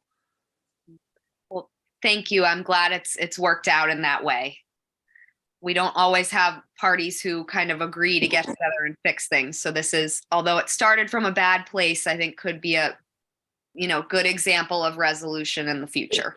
It's been remarkable, and we're going to have a wonderful piece of land to look at for everyone to enjoy. So that'll be great. Thank you for your support. Thank you. Linda, is your hand back up? Yeah, just a question on the draft order. Is that going to include the performance bond? Is that something we should set now that we should agree on to include in it? Or is that something for another time? I mean, I think it would be great if we could have an idea and do that now with the plan. But if we don't feel like we have the information, I understand that. Ian? Is there anything they want to offer? So, have you finished, Linda?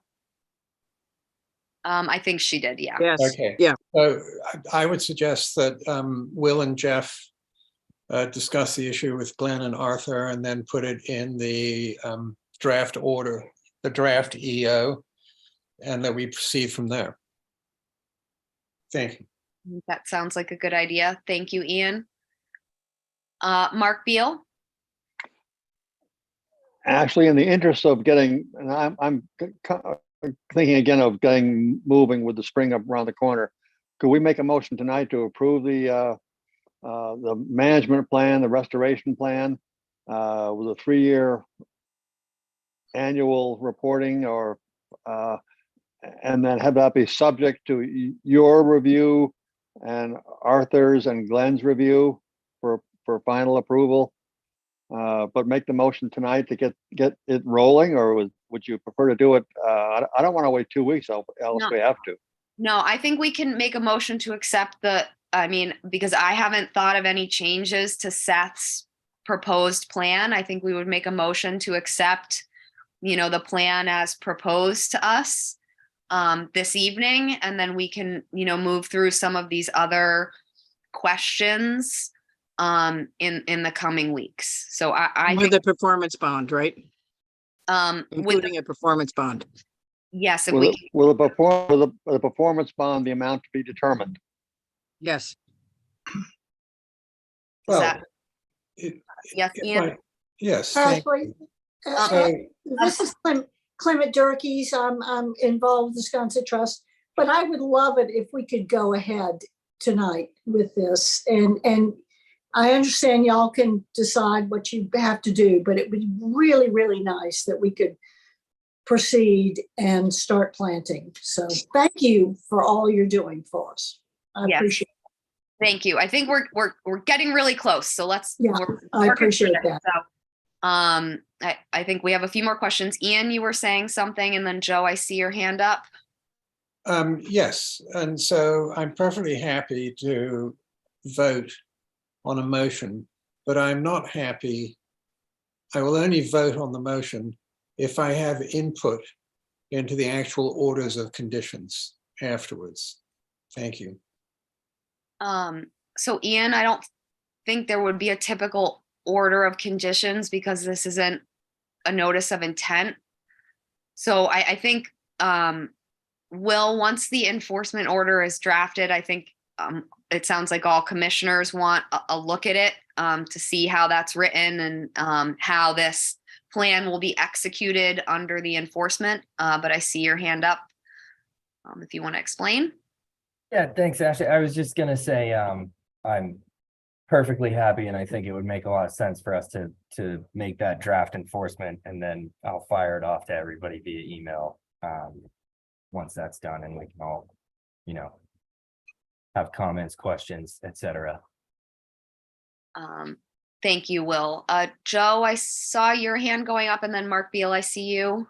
Yes, my point is what we ought to do is approve the planting plan and the rest of the stuff follows afterwards. Right, that's what we'd be doing tonight. We'd be approving the ecological restoration plan that was submitted by Seth and explained tonight, with the performance bond to be determined. And, this will be ongoing until this site has been restored at the end of the 3 years. So it's an open enforcement. Do you want to have the performance bond as part of that, or just approving the planting? Yeah, I think we just discussed that to include it in the motion, a performance bond to be determined in speaking to some of the parties involved. And a monitoring plan and regular monitoring. Will that create a delay? No, it shouldn't. Mark Beal? I think what we're going to approve tonight really is the heart of the issue, which is the restoration plan. Yes. And then we can then make little additions as we go along, like the monitoring plan and the a bond amount. But I think it's important that we rock and roll on the restoration plan if we can. And I'll make that motion if it's all right with you, Ashley. I'll second it. I will so move with to approve the restoration plan. Oh, excuse me. Oh, wait a minute. Ian's not happy. Thank you. So, Mark, I would like to include that it doesn't preclude the further enforcement orders. That's fine. When we can just have that as an option, I guess. Ian, I'm not sure know what that means or I'm in favor of it, but I will. That can be part of my motion. Thank you. So it's to approve the restoration plan, to have a 3-year monitoring plan to be determined, and a bond amount to be determined, and possible of more enforcement orders if we're so inclined, or if the board so votes, I guess is a better way of saying it, if the commission so votes. Is that clear, Will, to you? Okay, I second that. Yes. Unless Linda wants to second it, I'll second it. No, I'm hanging out. Okay, so finally we've made it to a motion made by Mark, seconded by Ian. So by roll vote, Beal. Aye. Engelborg. Aye. Harrisman, aye. Golding. Aye. Landowski. Aye. Williams. Aye. All right, that carries unanimously. Thank you, everybody, for your participation. Thank you very much indeed. Thank you. Thank Thanks you. so much. Thank you, everybody. All right, so on in our string of discussions, we have a discussion of the current state of the geotubes and the SBPF email response to Chair Arisman's letter. So as I think you guys are aware, I sent or I had a letter sent through the Concom office just outlining what we had asked the Sconset Beach Preservation Fund to do over the coming weeks. That included the reminder that the geotubes needed to be covered in 21 days, that we needed the reporting and more robust kind of planning for their tree removal ideas. And then, I think everybody had read their response letter. I did want to just get an update from Will to confirm the state of the geotubes, whether they actually are waiting 45 days to recover them, or if they follow the, permit and what we asked them to do and cover them within the 21 days. So I have not been out there this week, but I met out there with Jamie Feely and talked about his ability to get a machine up there and cover the array with material. I am not presently sure if he was ever contracted to do so. I think Meredith is on now. Might be able to speak to that. Okay. Meredith Moldenhauer, can you fill us in on the current state of the geotubes?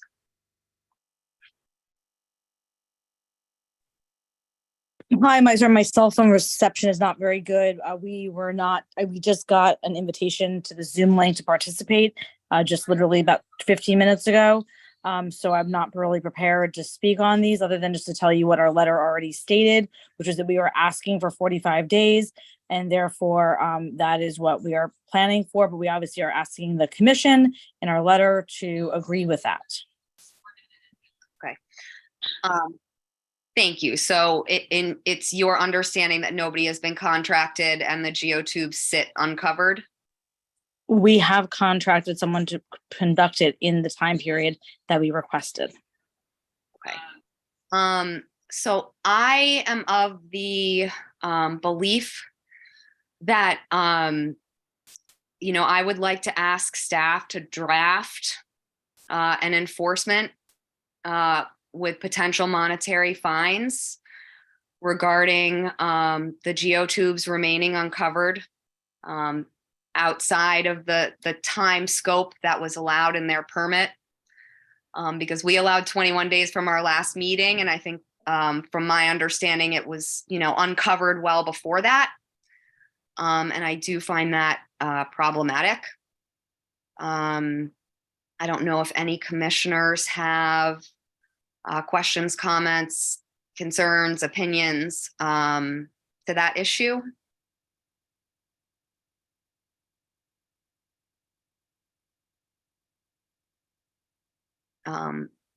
Would anybody be interested in looking at a draft enforcement and potential monetary fines for those remaining uncovered outside of the permit? Linda, and then Seth, I'll go to you. I would not. I just assume given the 45 days, I have heard from some of the guys that it's going to be very difficult to do it at this time of year. And I think we need to give them the 45 days. And if they're not doing it at the 45 days, then we should have that discussion.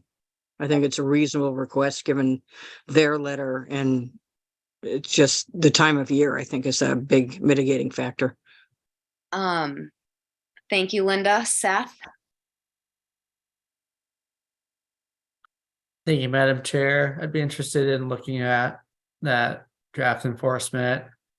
I think it's become obvious that the representative party wanted the 45 days in the prior hearing.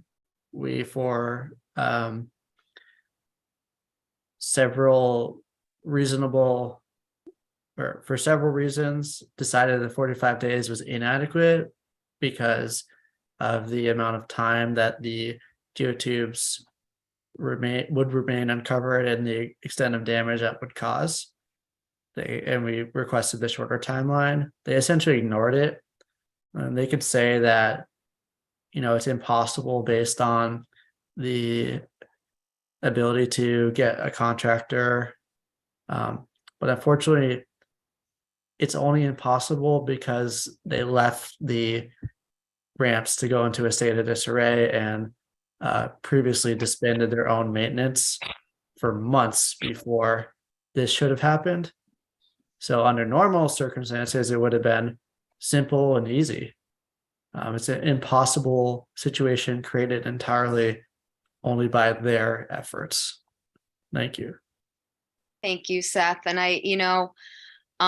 in part of the letter, they keep speaking to their compliance makeup plan that we did here at one point.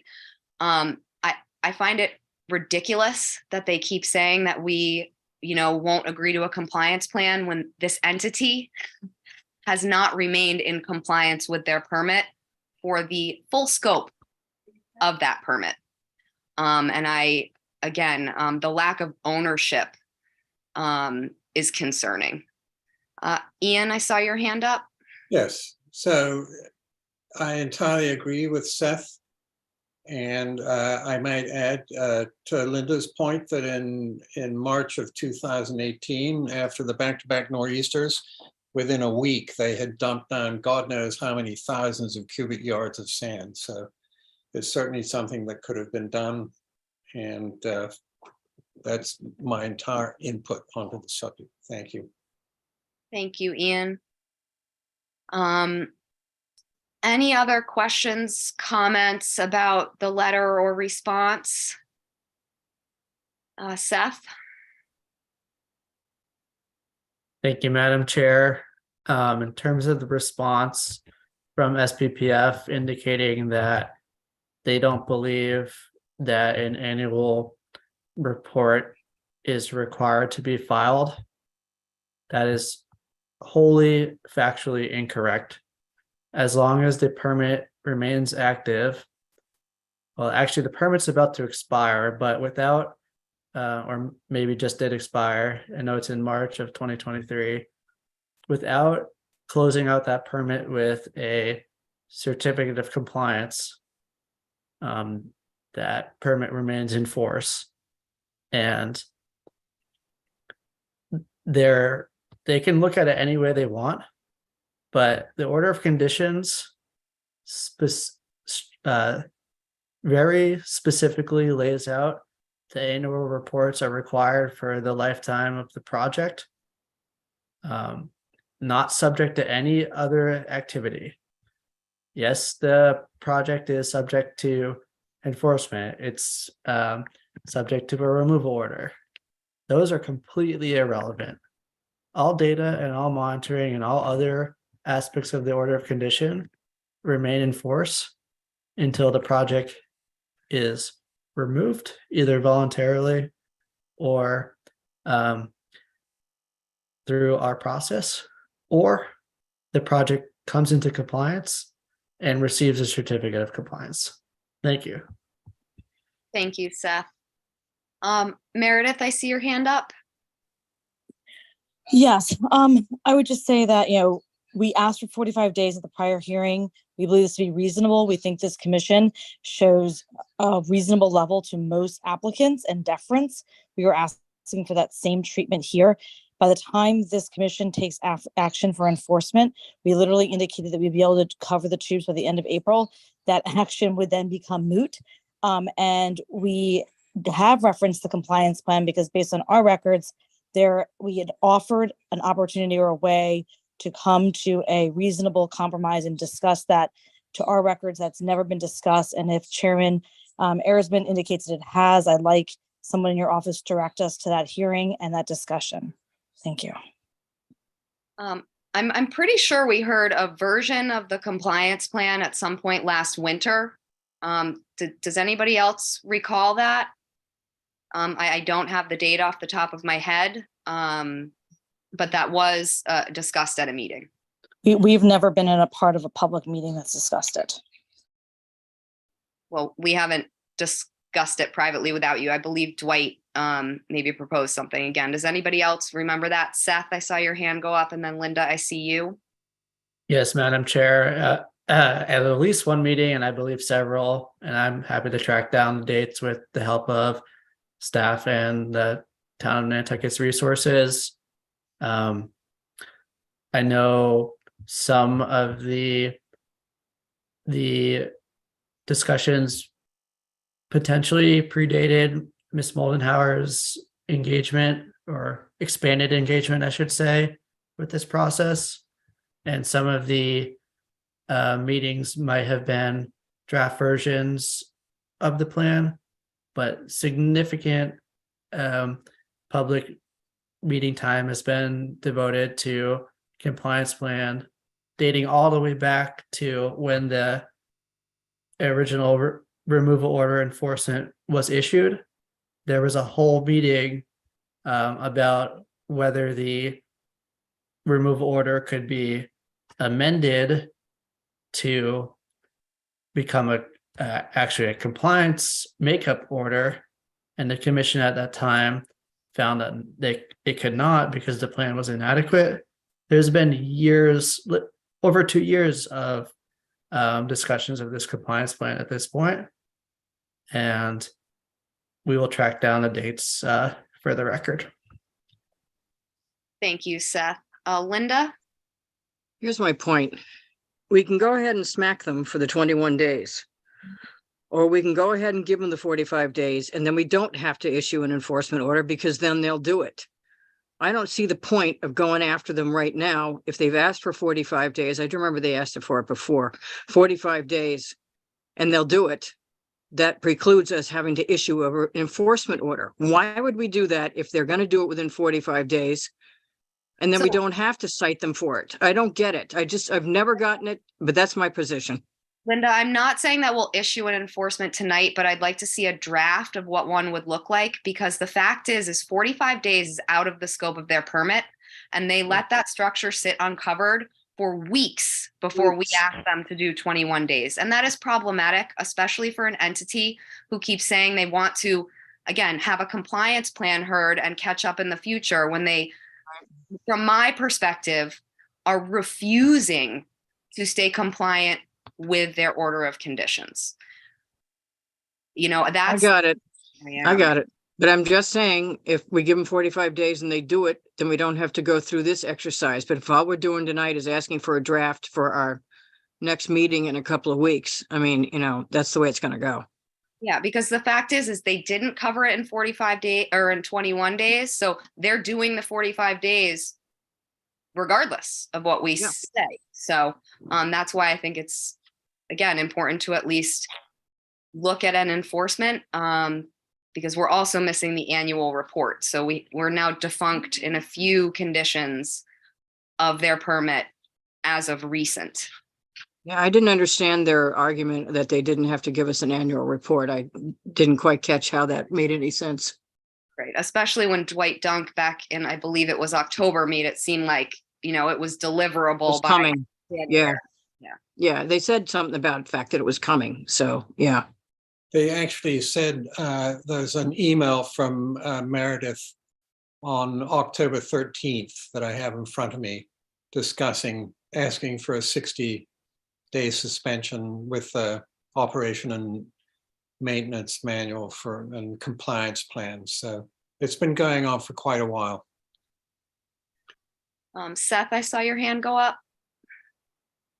Yes, thank you, Madam Chair. And just quickly in relation to the annual report, especially with the submission of the Q3 and the Q4 monitoring reports that the commission received, all of the data and information for the annual report has now been collected.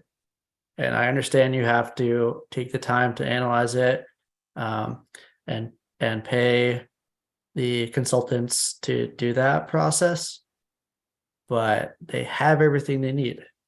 So I don't understand why they wouldn't provide that report. Thank you, Seth. Any other questions or comments from commissioners? And I do just want to make a statement. It was almost alluded to that the commission is like harsher on SBPF than other applicants. And I find that completely false. We've actually, you know, given multiple chances to this project where other projects for the most part have run into compliance. In my 8.5+ years on this commission, I don't think there's ever been a project that's had as many enforcements issued against it as this one. So it's definitely not the commission in this case, but the way that this project has been conducted. And I can agree if I may, but it's now my 11th year, and I completely agree with you, Ashley. So I don't think we need a motion, Will, for you to draft up what an enforcement would look like. With, again, potential monetary fines, and then to kind of have this as a discussion item at our next meeting. If there are no other thoughts, questions, or comments, we'll move on.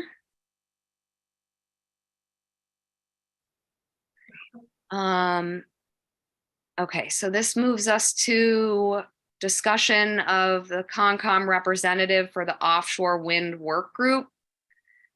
And I wish I had more perspective as to what that group entails.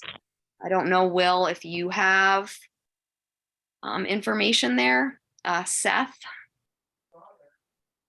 If Will wants to speak, that's fine. Or if you'd like to defer to me, I can give you some context.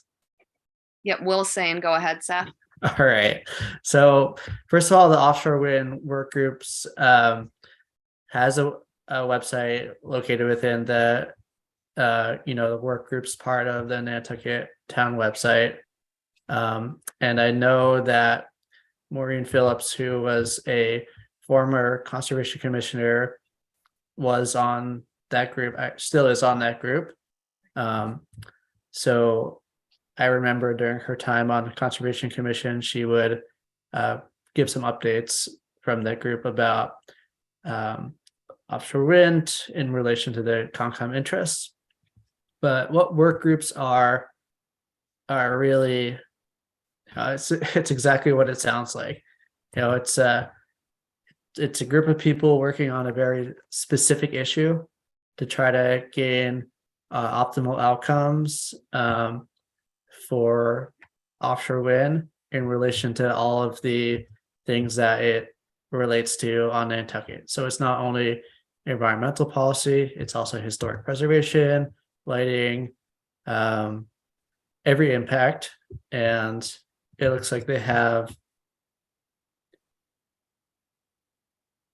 a 10-member group with staff support.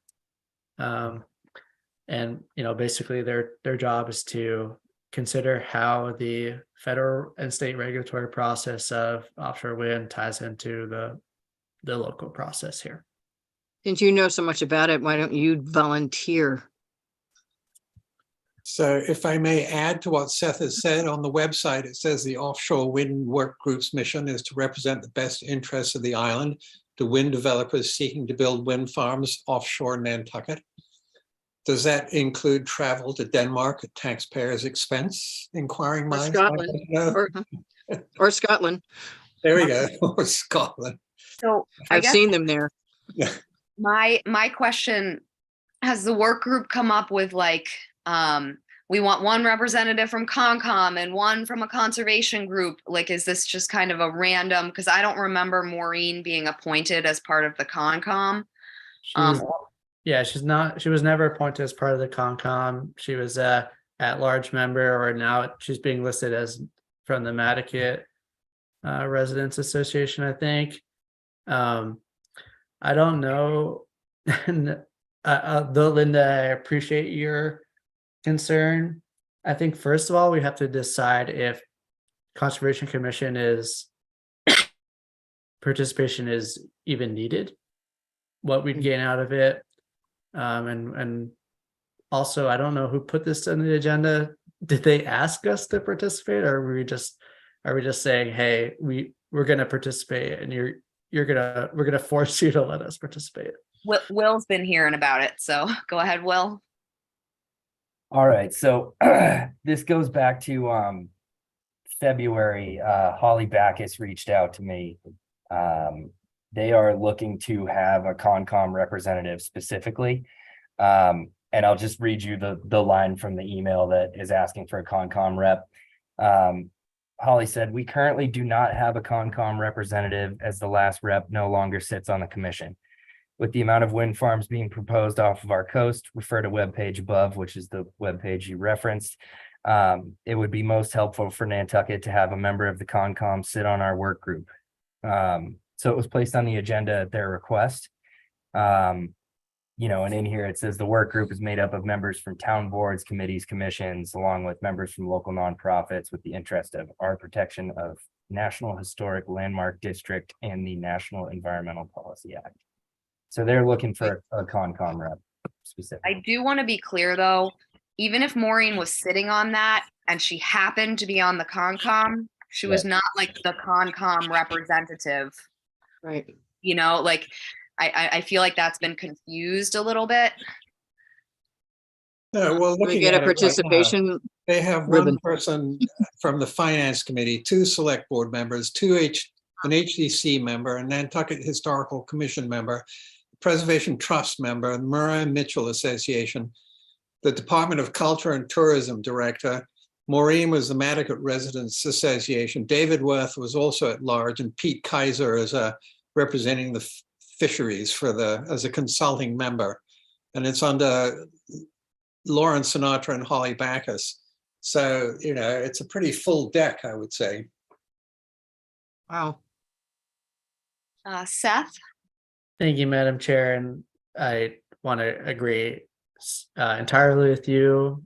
Maureen's participation was, you know, at large on her own time. She happened to also be a Concom member, but she was not appointed or elected by us.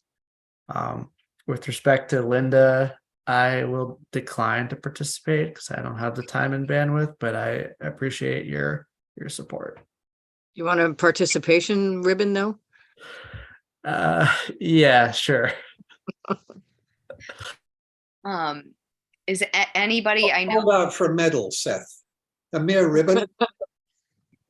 I know I would agree with Seth. I am completely overscheduled as it is. So I do not have the time. I see part of the value in having a conservation commissioner kind of mind on that work group. I don't want to create any potential like conflicts with permitting in the future. I don't know that that would happen. But that is a slight concern of mine. But I don't know if any commissioners, you know, want to give it a try or kind of table it to think about and discuss at the next meeting. Well, Joe's the engineer. I can see he's just thinking of putting his hand up there. Seth, are you trying to comment? Yeah, I mean, I guess, Madam Chair, our appointments generally go until the end of June. So if we appointed somebody now, you could maybe do a 2-month test run, and then you could report back to us to say, is this worth it or not? Yeah, that's something for you, Seth. Again, even that 2 months, I just committed to so many, you know, new town boards and nonprofit boards. I don't have any time for this. I'm sorry. So like being engaged. Joe? Oh, you're muted. Based on Seth's comment of a couple of months, I'll give it a wing to see what's going on. Good man. Here's an applause for Joe. Absolutely. 2 thumbs up, Joe. I'll nominate Joe to do it.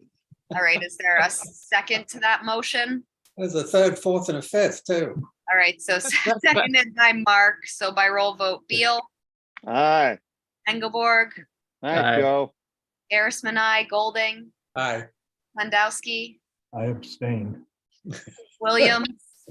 Aye, with a big I, yay. All right, so that carries with Commissioner Plandowski abstaining, and thank you, Joe, for accepting this role. I'm sure you'll find it very interesting and have lots of great things to report back. I'll be stopping by the cannabis committee that I'm on before I head for this one. Whoa. Madam Chair. Yeah, Seth? Yeah, and just for Will and so for Joe, you know, please in your communications with Holly indicate that we've appointed this through June 30th or whenever the turnover of commissioners are. and then we will reevaluate if it's worthwhile. We will either reappoint Joe, appoint someone else, or decide to revoke participation. Thank you, Seth. And it's that like July 1st turnover, whenever the next meeting is. Yeah. All right, guys. So that moves us on to reports. We have crack, Nothing to report. CPC, Nothing to report. NP and EDC. No report. And then we have the harbor plan, which we need Yep. to start listing on the reports. We met for the second time this week, and we have a direction and sort of a plan. And we're waiting on some state approvals for our going forward. So we were talking about the maps. That was our big thing. So once we get the maps done at our next meeting, that can go up to the state, and then we can get the go ahead to keep going on the revisions to the plan and the review of the plan. It was a very good discussion. We've got a really dynamic group. Seth's there, I'm there, Will's there. Dave Franzuto, Phil Smith. It's a very diverse group. It sounds like a good one. I'm glad you guys are making progress. All right. It's 2 years long. It's 2 years it's going to be taking. So yeah, any little progress is really good.